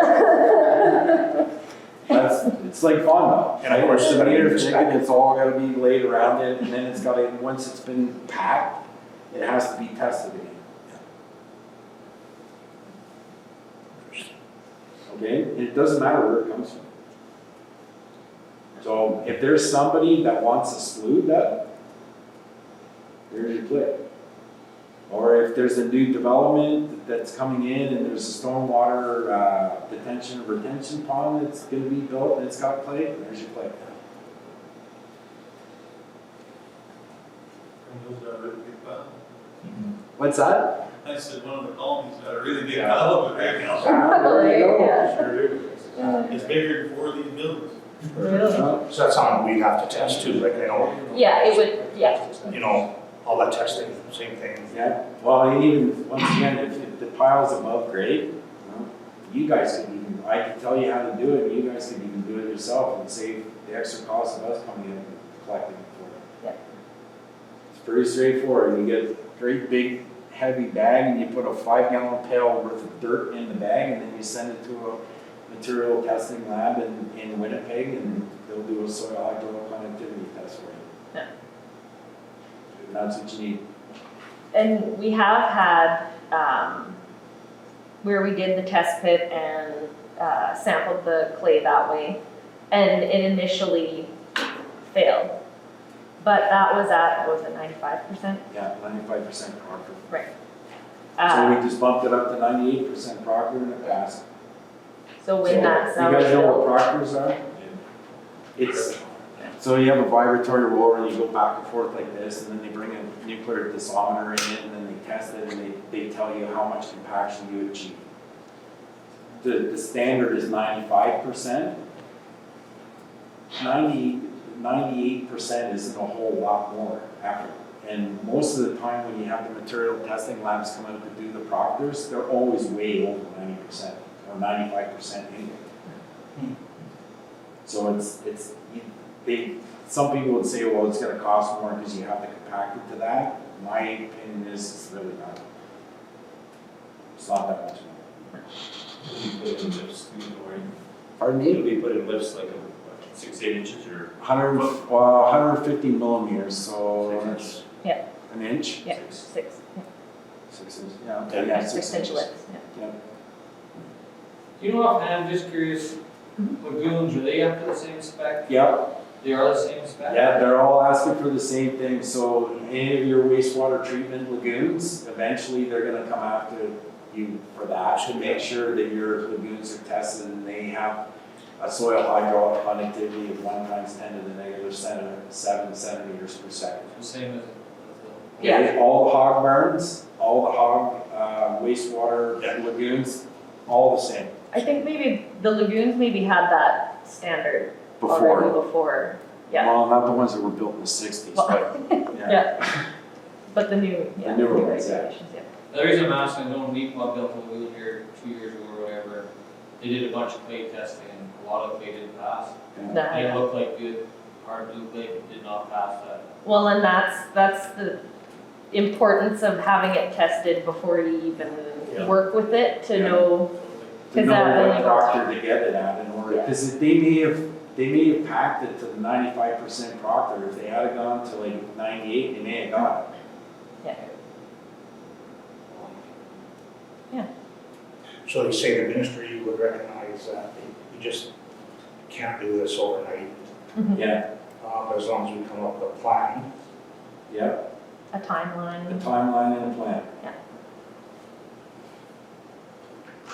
So the good thing is, you guys will be likely the first ones to go through it.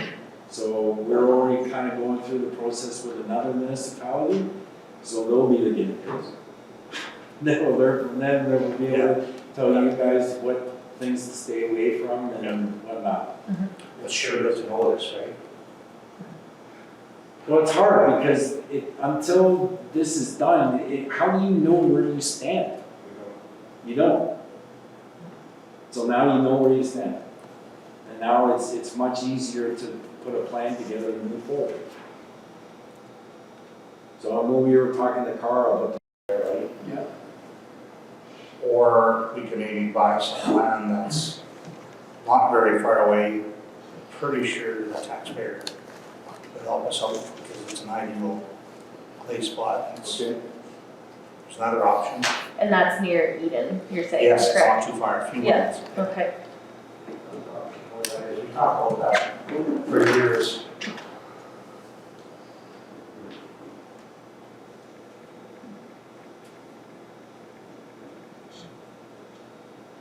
It's a lot of things. So, yeah. But meanwhile, I guess this is a stepping stone, and that's what they're looking for, right? Yeah. Yeah. So what we did is we did the exact same process with this other municipality that we're doing with you. And we sat down and we said, okay, these are all the things you can do. Please let us know what you want to do. You all are representatives of the people of this municipality. You represent their choice. So it's not up to us to make your choice for you. It's up to you and the council to make the choice. And you tell us what you want and we write it in the report. And then we sit down and we have a meeting with the ministry and their representatives, and they came out and said, okay, well, we agree with everything that you said. How are you going to do it? So then we went back, and that's when the recipes are being written right now, and now we're just waiting for them to meet with them again, so that they can tell us what the timelines are. Because originally I went in and said, okay, well, what's your annual budget for this? Because I wanted them to say, okay, well, we allocate X number of dollars a year, and then I was going to do it that way, and then they came back and they said, no, we don't do it that way. So you tell us everything that's what is to be done, what's to be done first, and then we'll work the budgets around each year. Okay, that's how you want to do it, that's how we'll do it.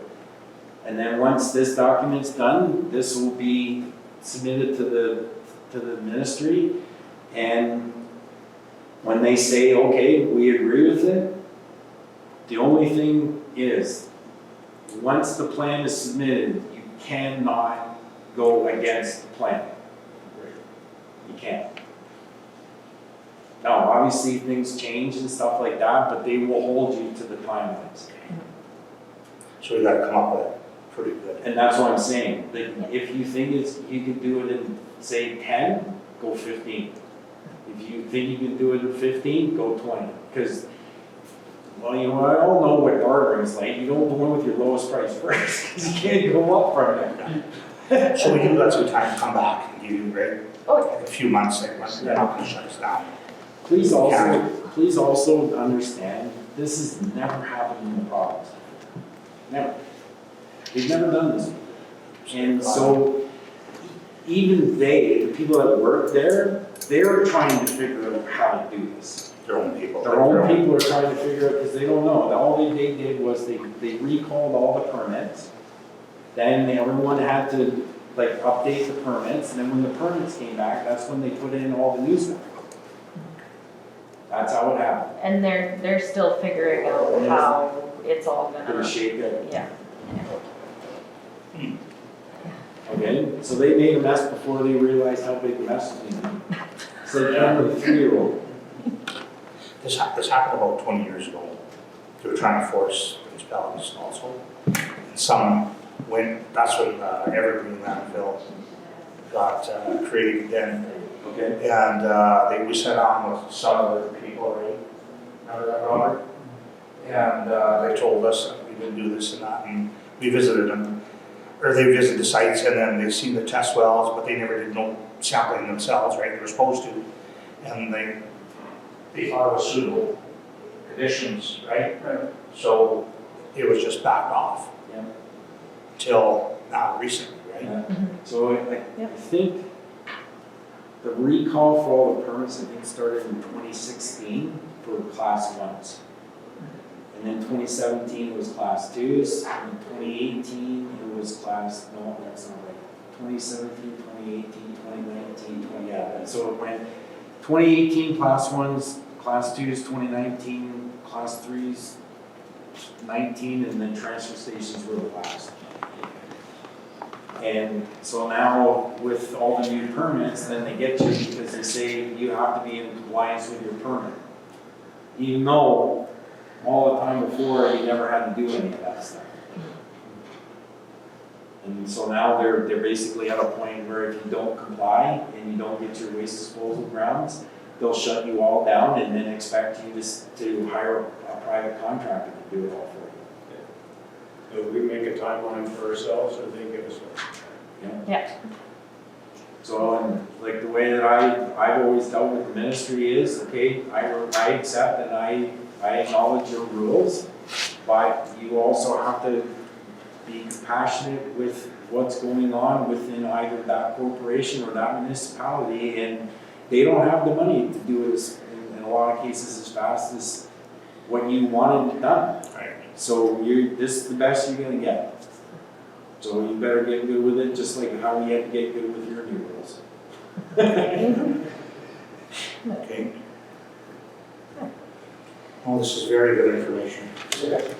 That's the way that it's okay to ask for certain things, but you also have to understand when you ask for certain things that it might not come as fast as you want. And that's what they're gonna have to get good with, unless the minister opens up their purse strings and says, here's all this grant money for you to use here. Because who would have thought 6 years ago that it would have been like this? So, from today, would you like more time just to think about it and then get back to us on what you would like to see in the report as far as, It's all depends Or on what do you think? council. My opinion is maybe just soak this in for a little bit. Okay. yeah, And then we can set up maybe another meeting sometime and Okay. go over what does council and Kara think about this. there is a lot of information and a lot of things Yeah. to weigh out, right? So, completely understandable, yeah. Yep. No, this is not something you wanna make, a decision on, Yeah, spur of the moment or overnight kind of thing, so. but we do have to, yes. Yeah, like, maybe don't sit on it for 6 months, but. Right after, Yeah. in the new year. Yeah, absolutely. So what we'll do is, we'll hold off doing any more work on the report until we hear from you. And then we'll come in and we'll talk about it, and then once we get what the municipality wants to see as their plan to go forward, then we can complete it. Great. Council agrees? Kara? Wonderful. No, that's great. This is. Okay, this is good. and if during this period, there's any questions, okay, or you want clarification of how we came up with numbers or whatever, please reach out to us. We'd be more than happy to let you know our thought process of how we came up with that information, or if you want additional information of how things are certain are done certain ways and can certain people do certain things. Okay, I am a big proponent that when I go to work within a city or a town or a municipality, I want to use as many local people as I possibly can, because there's no sense in the money going outside of the municipality if it doesn't need to. Local help knows more about the local than somebody that's not local. Sheer rough. And the more information you have, The better off we all are, because we have a better understanding of what's going on. No, that's great. Okay. So just before you leave, if we were to look for a new parcel of land that's going to be clay suitable, how many acres do you kind of recommend we're looking for? It'd have to be for the future. yeah. Typically, 50. Okay. 50 is generally what, 40, pardon me? How many acres? Like between 40 and 50. Oh, 50, Yeah. Because depending on where the property is, especially if you got like 2 roadways like Kelwood has, You need to, that's. they 100 meters on both sides, right? And that takes up an enormous amount of land. And like the setbacks are listed here, so that is, like if you are looking at properties to purchase, that is something to take into consideration, proximity to water Railway. bodies or, surface water, buildings, It's all yeah. right here, right? Yeah. It's all right there. So we bought like say 100 acres off a farmer that's going to work. He can still farm the ground, we don't have the cells on until we need the ground, right? So I missed the first If we bought 100 acres off a farmer that had the prime location, Yeah. and our cell's only taking up 10 acres, he can farm the rest of that land. Yes, Right? Absolutely, yeah. Yeah, or Just as long as the setbacks. Yeah, once Yeah. you fence, like you fence it off around your setbacks, right, around your cell. And then, yep, the remaining land can be planted. The only problem with it is, with the blown garbage, the farmer may not be too pleased with the garbage getting integrated into the dirt and the hay or whatever it is, it's gonna be full of plastic. That's the only drawback to it. We're also gonna start exploring other options, to help the municipalities pay for this stuff. And one of the ideas that Brandon and I came up with last week was a lot of these sites, maybe bigger than 50 acres, maybe they're 100 acres. Yeah, okay, so you can lease part of the property to a farmer, right? And, make the money off the lease of them using the land. One of the things that in a previous work experience that I used to do, we had a similar thing, but it was contaminated property. And it was like, well, what do we do with this until it gets cleaned up? And one of the things that came up was a solar farm.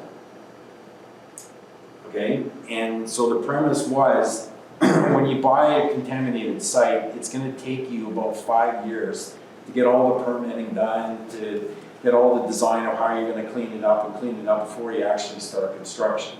So during that 5 years, you're constantly pumping out money without anything coming back.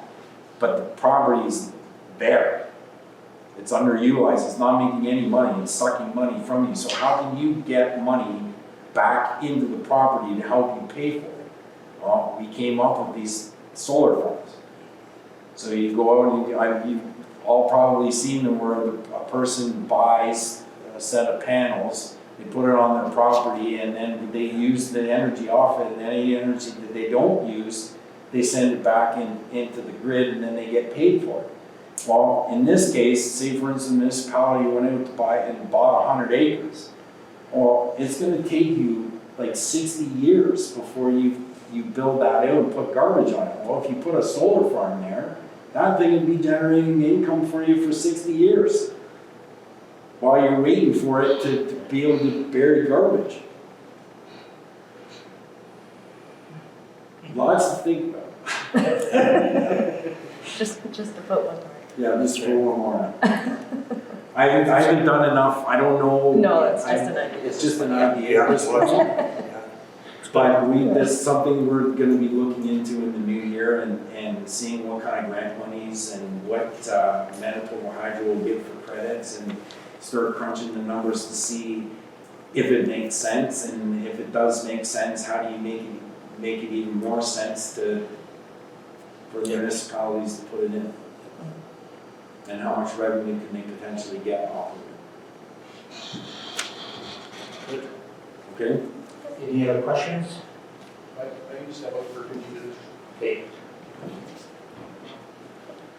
If not, that's it. That's it? Wonderful. Perfect. This is very good. Well, thanks for having us. You've enjoyed working on it so far? Yeah, it's always fun. Trying to put the puzzle together. Yeah. Yeah, I'm sure. It's probably quite interesting. It is, yeah. It is.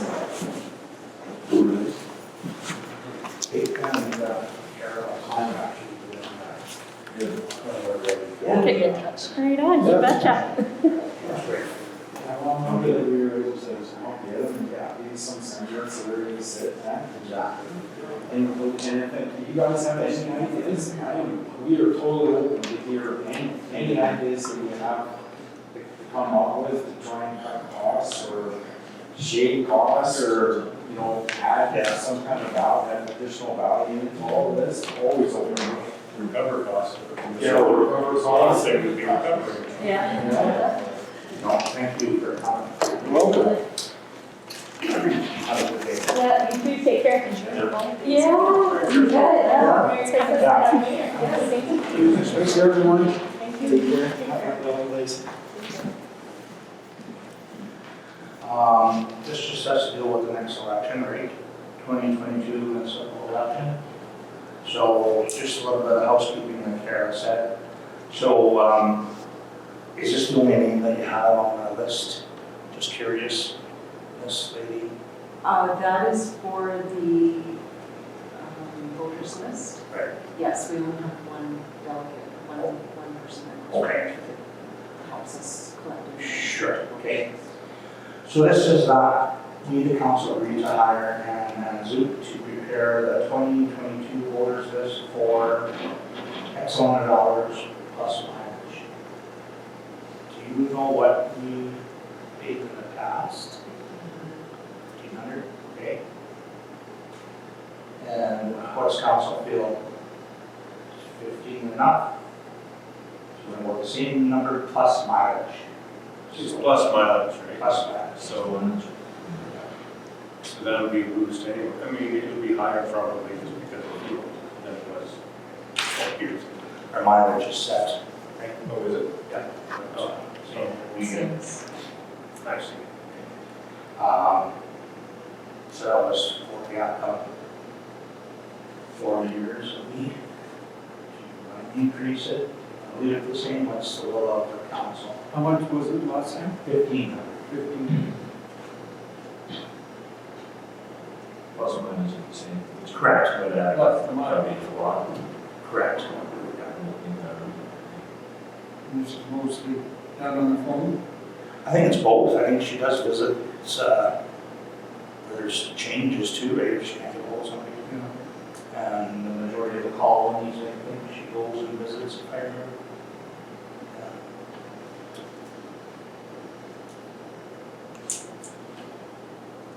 Oh, it's the same. I would say the same. The mileage, as I cross my fingers, it should, what she gets for the mileage should still cover the fuel. Yeah. That's right. So, No worries. you know, but I mean, with the increase in fuel, like it's gone up 40% since 4 years ago, right? It could be the same for whatever municipality set. You get whatever rate you're, anything else gets. Correct.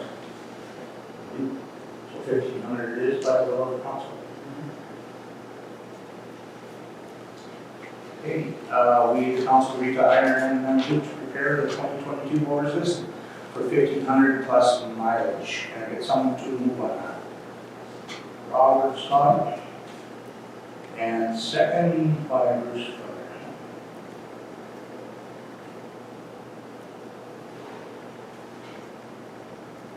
All in favor? Opposed here.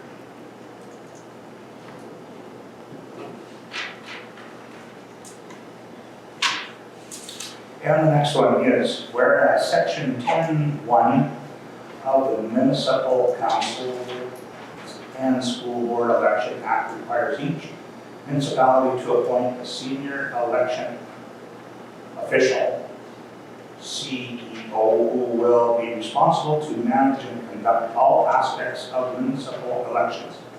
And whereas a municipality is required to establish the rate of remuneration for the SEO, now therefore be resolved that whoever we choose is hereby appointed to the position of the CEO for the municipality Rosedale. And furthermore, be resolved that council shall reimburse the SEO at the rate of X amount cents per kilometer for each kilometer actually traveled in the performance of the duties of the SEO, and the SEO is required to record and present a travel expense sheet to council for the review and approval prior for payment being issued for mileage expenses. And furthermore, be resolved that Reed is hereby authorized to sign an attached agreement with X or whatever position, whoever it is, establishing the duties of the remuneration and SEO. And who was that last time? Okay. And it will remain the same, it stands to. Okay, council, you will do it? Yes. You never know, some municipalities, they hire out for an SEO during election time. Yeah. Okay, So Kara, I'm followed by Kara, what I read, and X amount of cents per kilometer and Just the standard. standard. Yeah. Okay. Last election, I believe I went up to Eden to assist with the polling station once, but other than that, there's really no travel involved. It's, you can post the notices from the office, you can order in the supplies for the election in the office. And it's 42 cents per mile? I think it, like, the Sorry. council's is 50 cents per kilometer. Per kilometer, 50 cents.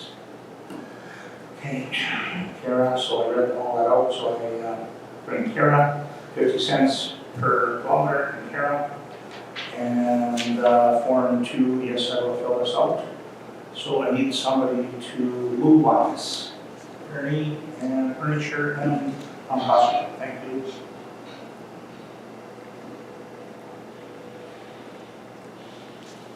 All in favor? Opposed, carried.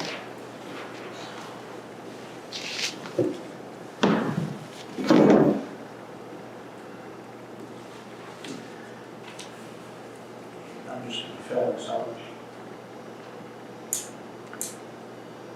Actually, I can do this out here. Okay. We, the council, agreed to grant the Franklin Community Hall X amount of dollars in 2021. Franklin Hall. So Bruce, that is in your report. What would you want to?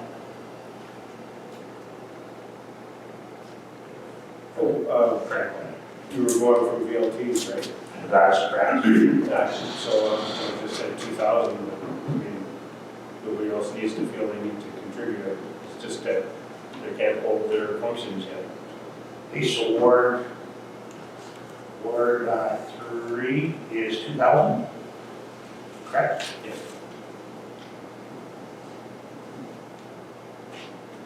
Anybody else for donation for Franklin Hall? 2,000. Ernie, Could be ready. 1,000. Ward 1. Anybody else? Okay. $3,000 total, and can I get someone to move on this? Slater. And second. Okay, sure. All in favor, please. Opposed, carried.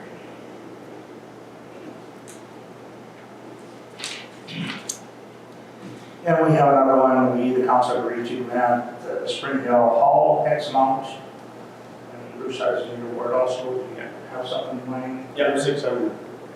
That covers just the, what's the hydrant, the basic. Yeah. I think that's probably, what is the basic one? Still 45 or 50?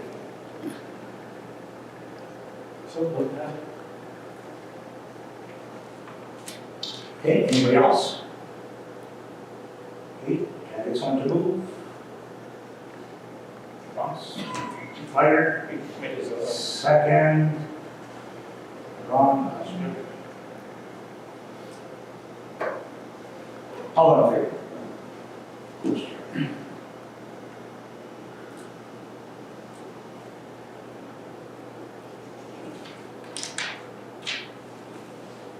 We will wait for, for that decision of, Do you plan to make more resolutions, Karen, or stuff like that? If you like, sure. You look, what are we waiting on? Earl, has to do that, right on. Oh, yeah. How do I, I'm gonna have to go shortly here, how do I?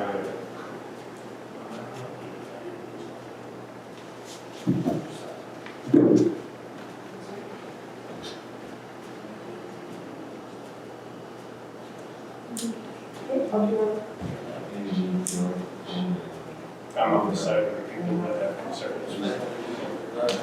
I know this year too, Karen. Without even hearing their concerns. Yeah, keep adding.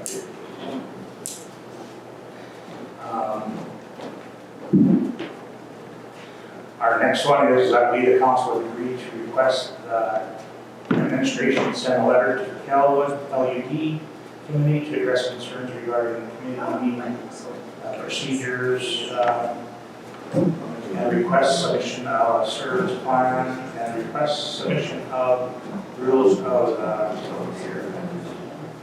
the procedure. Sorry. Yeah, I think that's Can I get someone to Sure. okay, Summers and Fire. All in favor? Opposed? Yeah. Sorry to rush away. What time do you do, Bruce? Well, now, basically, I can hang on for a couple more minutes. Yeah. Well, he had an appointment. That's what happens. Working through lunch is not bad. Just, you can, I think we don't use up, we don't need it. but I don't need you to just get back on these other things takes 5 minutes, right? So, when I I see the bar open here. here. Extra time. I give $500 a would each. Yeah. Now I have to have pizza for a moment. You can make it in church. I'm not getting my thanks. That we, the council, agree to accept the bid submitted by One Open Contracting for the amount of $7,000 for the culvert replacement and ditching in Calwood in 2021. Can I get someone to move on that? Kostenchuk? Second, Scott. All in favor? Opposed, carried.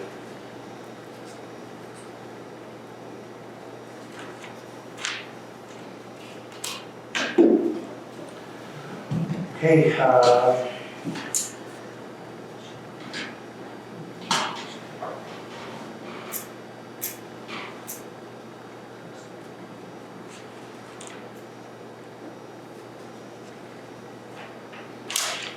is there anything else here on? I'm just drafting a resolution for grant notes that council's requested. Okay. Okay.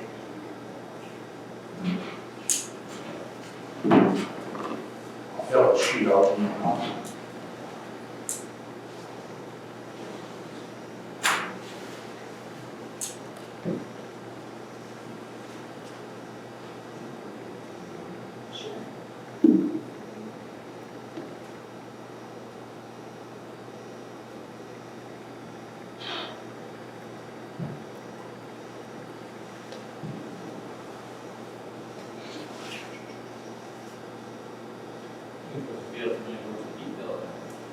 Little chilly.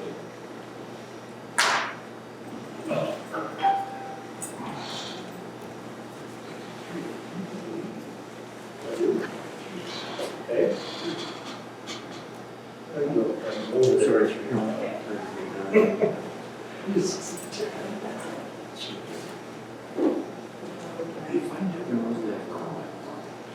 Sorry.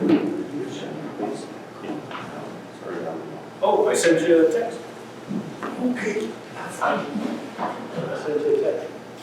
Thank you. You got this on top. It doesn't tell much. Sorry, this is a new one, but that's council's request. Okay, we, the council, agree to grant the following committee amounts of Just like wait for Earl. Sorry? We wait for Earl. Yes, we could. He's gonna get rid of I see the color. Okay. That's how we do it. it. Never mind, sorry, I just think of, If you keep, well, I'm gonna have to, You have to I'm leave. gonna have to go yet. Sorry. I wanted to be here for that other business. Thanks, everybody. Yeah, see you. Merry Christmas. You too. same to you.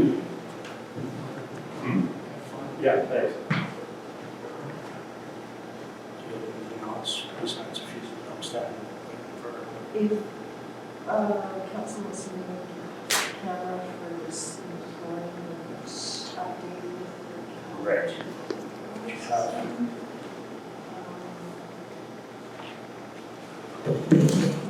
Do you want to do that before? Okay, the next one we're going to discuss is getting back to, okay, this has to do with, I'm going to read this out. Just bear with me a second.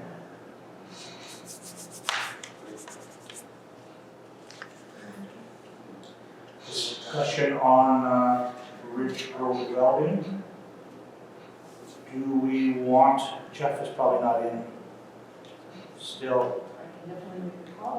There was, do we want to discuss any other options, like there was a store and welding? Earl? Ridge welding, the store, front and welding. Would, some suggestions in the audience was for just the store, we're in favor of the welding. I don't know if that would ever, if I guess that's up to Daryl. That's the way the community right now is school, right? Okay. What if we should maybe just call Jeff quickly if you don't mind? If he's, thank you. Jeff's on his way. Okay, so I have this prepared, and that's the proper job. Oh, sorry, Earl. There is a request here for, I want to take this one. The amounts are listed, Prairie Mountain Stone Drifters for VLT, Mountain Road Hall, Colonia Community Hall, Burnley Community Hall, Eden Fire Department, Kelwood Fire Department, Kelwood Legion, Eden Rangeman Hall, Rosedale Farm Trail for VLT. Committees. Where do we go with this? How do we go with this? That's quite a bit. I guess, is there a separate piece of paper here you have? Actually, I gave you Bruce Weber's BLTs there, if you want to write on that. Oh, okay, perfect. He's good. I'll start with this Prairie Mountain Stone Drifters. Was there a request for BLT money? I'll give mine mine. Okay, that's Ernie Ward 1. How much? I'll give it 1,500. 1,500. Okay. Is there anybody else for Prairie Stone Drifters? Okay. I'll just put 1,500 and I'll put this piece. Mountain Road Hall. 1,000. Okay, so that's Ward 4. And sorry, how much, Ron? 1,000. 1,000.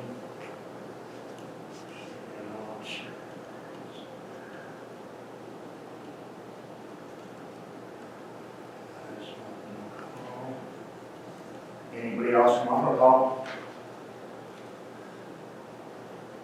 Okay. Colonia Community Hall. Also 1,000. Okay, Ward 4, 1,000. Anybody else for Colonia? I'll give 500. Early Ward 1,500. Colonia. So that's 1,500. Total. Burnley Community Club. I'll give 1,095. Sorry, how much? 1,095. 1,095. Okay. Hi Jeff, sorry, we'll just be with you in a second, no problem. So that's ward number 5 for Burnley. Eden Fire Department.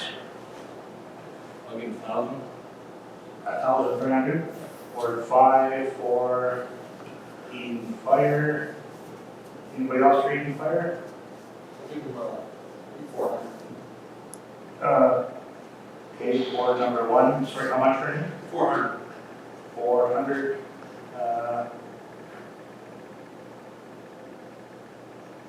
$400. I'll give it 5. Okay, ward number 4, 500, you said? Yes. 100. And how much did you say? 1,000. 1,000.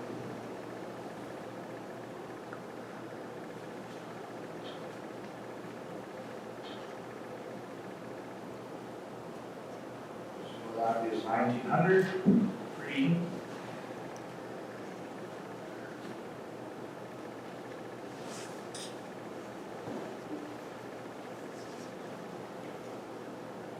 And then Kelwood Fire Department, I'll do 1,000 for those. 1,000. Okay, and that is for number 6.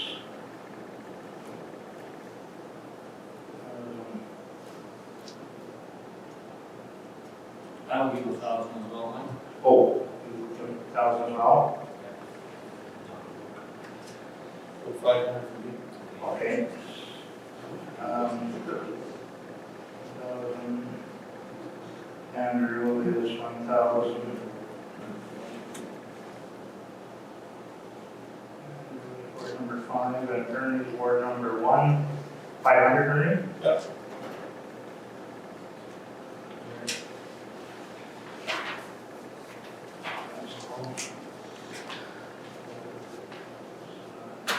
$500. Okay, television. Legion, I was gonna give you 500.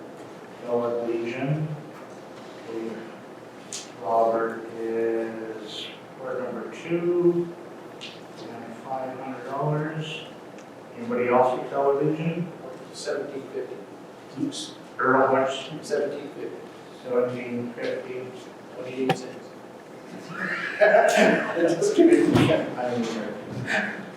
Ward 6, is that it for television? Yes.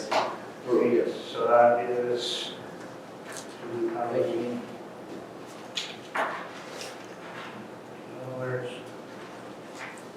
East Skating Rink and Hall.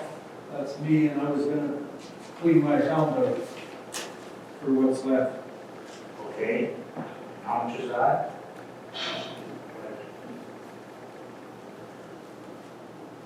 What are the balances? Yep, $3,095.84. $1,095, okay. That's Ward number 2. One last one. Okay. Rosedale Farm Trail Committee. I'll give it 1,000. Okay, I'll give you 5. just 1 second. Do that. Right now. Okay, Ron, word number 4. Word number 4 is how much? 1,000.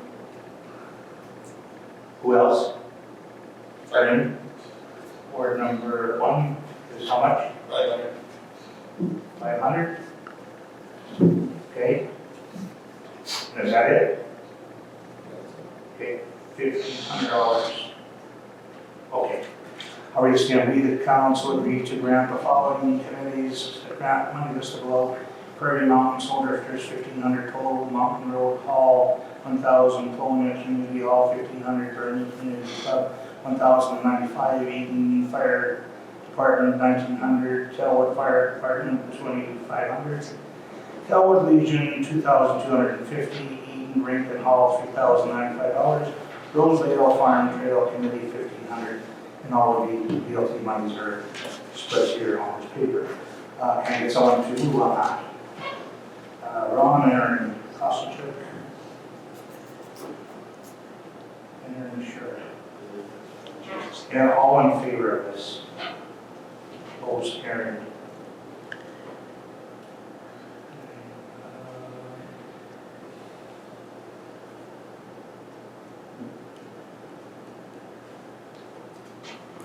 Okay. Some questions, Jeff. On the Carol Goosen Road dwelling, there's talk about like a store, and there's talk about also like the welding. If we were to pass this conditional use on, say, only the store part and not the welding, what's your feeling on, is he really wanting both, you know, or? Well, the store would be already a permitted use. Okay, Retail use no problem. isn't really part of the Just, request. Yeah, Industrial, right? that's right. Okay, The welding shop, yeah. okay. And we had, before recorded, we had 7. No, not necessarily anybody in favor, no, but, Opposition was yeah, obviously the applicant obviously is in favor. 5 plus 2 letters was opposed. Yeah. 5 in the audience. So I guess really the determination is it, you know, is it detrimental to the area? Is it something council wishes there? It's kind of a tough decision. I guess from my office perspective, when we look at the villages and uses, you know, we had Eden has a welding shop, so, you know, it's not as if the municipality's against them, but is it something you want to write down, I guess? And if there's any of those concerns, you could apply them as conditions on approval if you wish to approve it as well, so. Okay.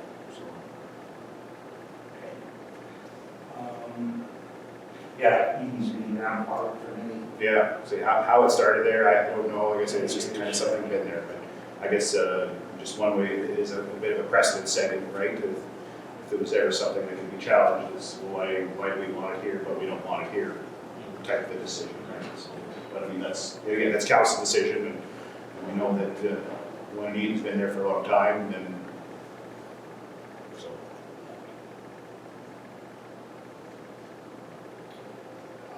Any questions from council to Jeff? So we have to say no to his application if you don't want it? Because the retail part is already accepted. So yeah, if this application got rejected, there's still a retail establishment to stay there. He could sell his products there, he could sell other products there, He could sell his panels or whatever, right? It's Yeah. just a manufacturing. the manufacturing end is what the request is, yes. And the manufacturing, I just got a question. He would have to comply with the rules and regulations of all venting. Yeah, he would probably be, at this stage of his existing building, it would be like workplace health and safety might be the one that would impose anything. The only time as far as the building code would be concerned is if he was proposing renovations or additions, alterations, things like that. Typically I wouldn't, but it said that could be you know, say it's a potential condition, that he's in compliance with health and safety regulations, things like that, right? If you wish, I mean, there's whatever the council wishes, right? If you choose to go that route. Okay. Any more from anybody else? Fine.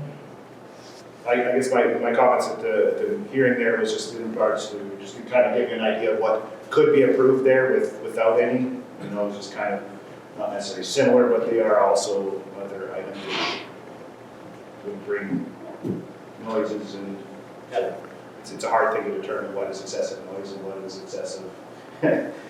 we don't have, or I don't have any parameters on any of that, so unless there is a noise bylaw or something. It's a hard one to, it's hard to put It is. what is excessive, right, and what is not, so. Okay, hearing from earlier meeting, so on finally, or I will just read this out and we will have a vote.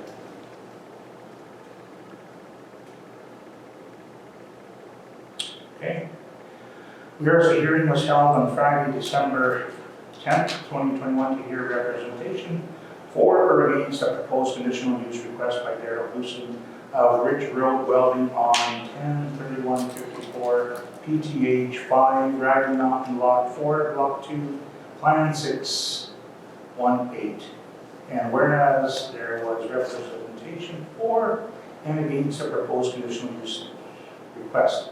Now therefore be resolved that the Council of the Rural Municipality of Rosedale approves the conditional use orders request to allow for the proposed for the operation of a welding manufacturing shop within the general development zone 80 Round Mountain, providing that the following conditions apply. And the following conditions would have to be stated now if we were, right? Yes, yeah, before making a decision, yeah. I guess if just adding, I guess if you're wanting time to think of it, you don't have to do it today either. Like if it's something you want to go forward with and you're not sure on conditions, then, by all means, take the time, right? So it's not a forced decision today. So. What does council think? So what the council want to proceed? I'd like to wait. We can, that's acceptable. Make a decision. It's a lot, we heard from 7 folks today or whatever. There's a lot. So if an option is to wait, I just. Ron, Andrew? Just Jeff, like you sent a letter to everybody in 100 meters, would you mail a letter to everybody running off, or that doesn't? Without 100. Well, the act requires us to do 100 meters. Typically, we do greater because depending on the size of the property, 100 meters doesn't take you very far. So typically, we try to do, I think in this case, I think it was either a 200 or 250 meter buffer just to get a suitable. I guess when we look at it, we try for the 100 meter from a property edge, not necessarily. The program we use that we pinpoint it, right? So which gives us a buffer around it, but that doesn't always. So we typically try to expand on it to get 100 meters from the property edge, right? So. Are you just saying that we're getting the immediate people, which I get that, but we're not getting the town consensus on it? Right. Yeah, and I guess the Planning Act only requires us to do that, and we typically try to stick with that, just on the simple fact that we, in our office, when the applications come in, we don't necessarily know which is going to be, a concern or which is not, so we typically just try to stick with what the Act requires us, right? Actually, we probably already see what the Act requires us, because we typically err on the side of greater than smaller, so. Right. But we wouldn't take it and hold that. And I'm fine with waiting as well. Robert? I can't make my mind up. I know those folks that came here sure don't want to have it close by, and yet your guy wants to have a business in town. That's the territory. Would it do any good to give us some more time to think about it? Sure. We can table this. What do the rest of them think? We'll go to the council. We do. Okay, we will table this and we'll table this to the next meeting. Yeah, if there's any questions in the meantime or additional information, let me know. I can reach out to someone. Yep. And you will let them know that. Yeah. Which is great. And we will table this story. Thank you for coming over. It is okay. Thanks for the phone. Is that it? Yeah, thank you. Thanks, Jeff. Have a good weekend. Okay, is there anything else, Kara, or does this conclude? Anything from anybody else? I would like to just put an idea there for the council to think about. I know we're getting due for a new grader. I just got an idea, thought about it, if we were to lease another grader and keep one of our old graders, therefore we had 3 graders kicking around, we kind of would have a spare grader as a few of the parts problems we've had lately. Plus, in a major snowstorm, we have 3 graders, 3 operators. So I'm proposing, guys, to think about leasing our next grader and keeping one we're going to trade in to keep around. That's something to think about till next meeting.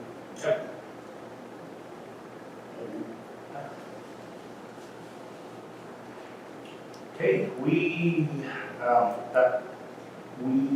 do now adjourn this meeting at 4:20 p.m. to meet again for our regular meeting on January 14th, 2022 at 10 a.m. Can I get someone to move? How many movers did you want? Can I move it? Even the book and her Congress. All in favor?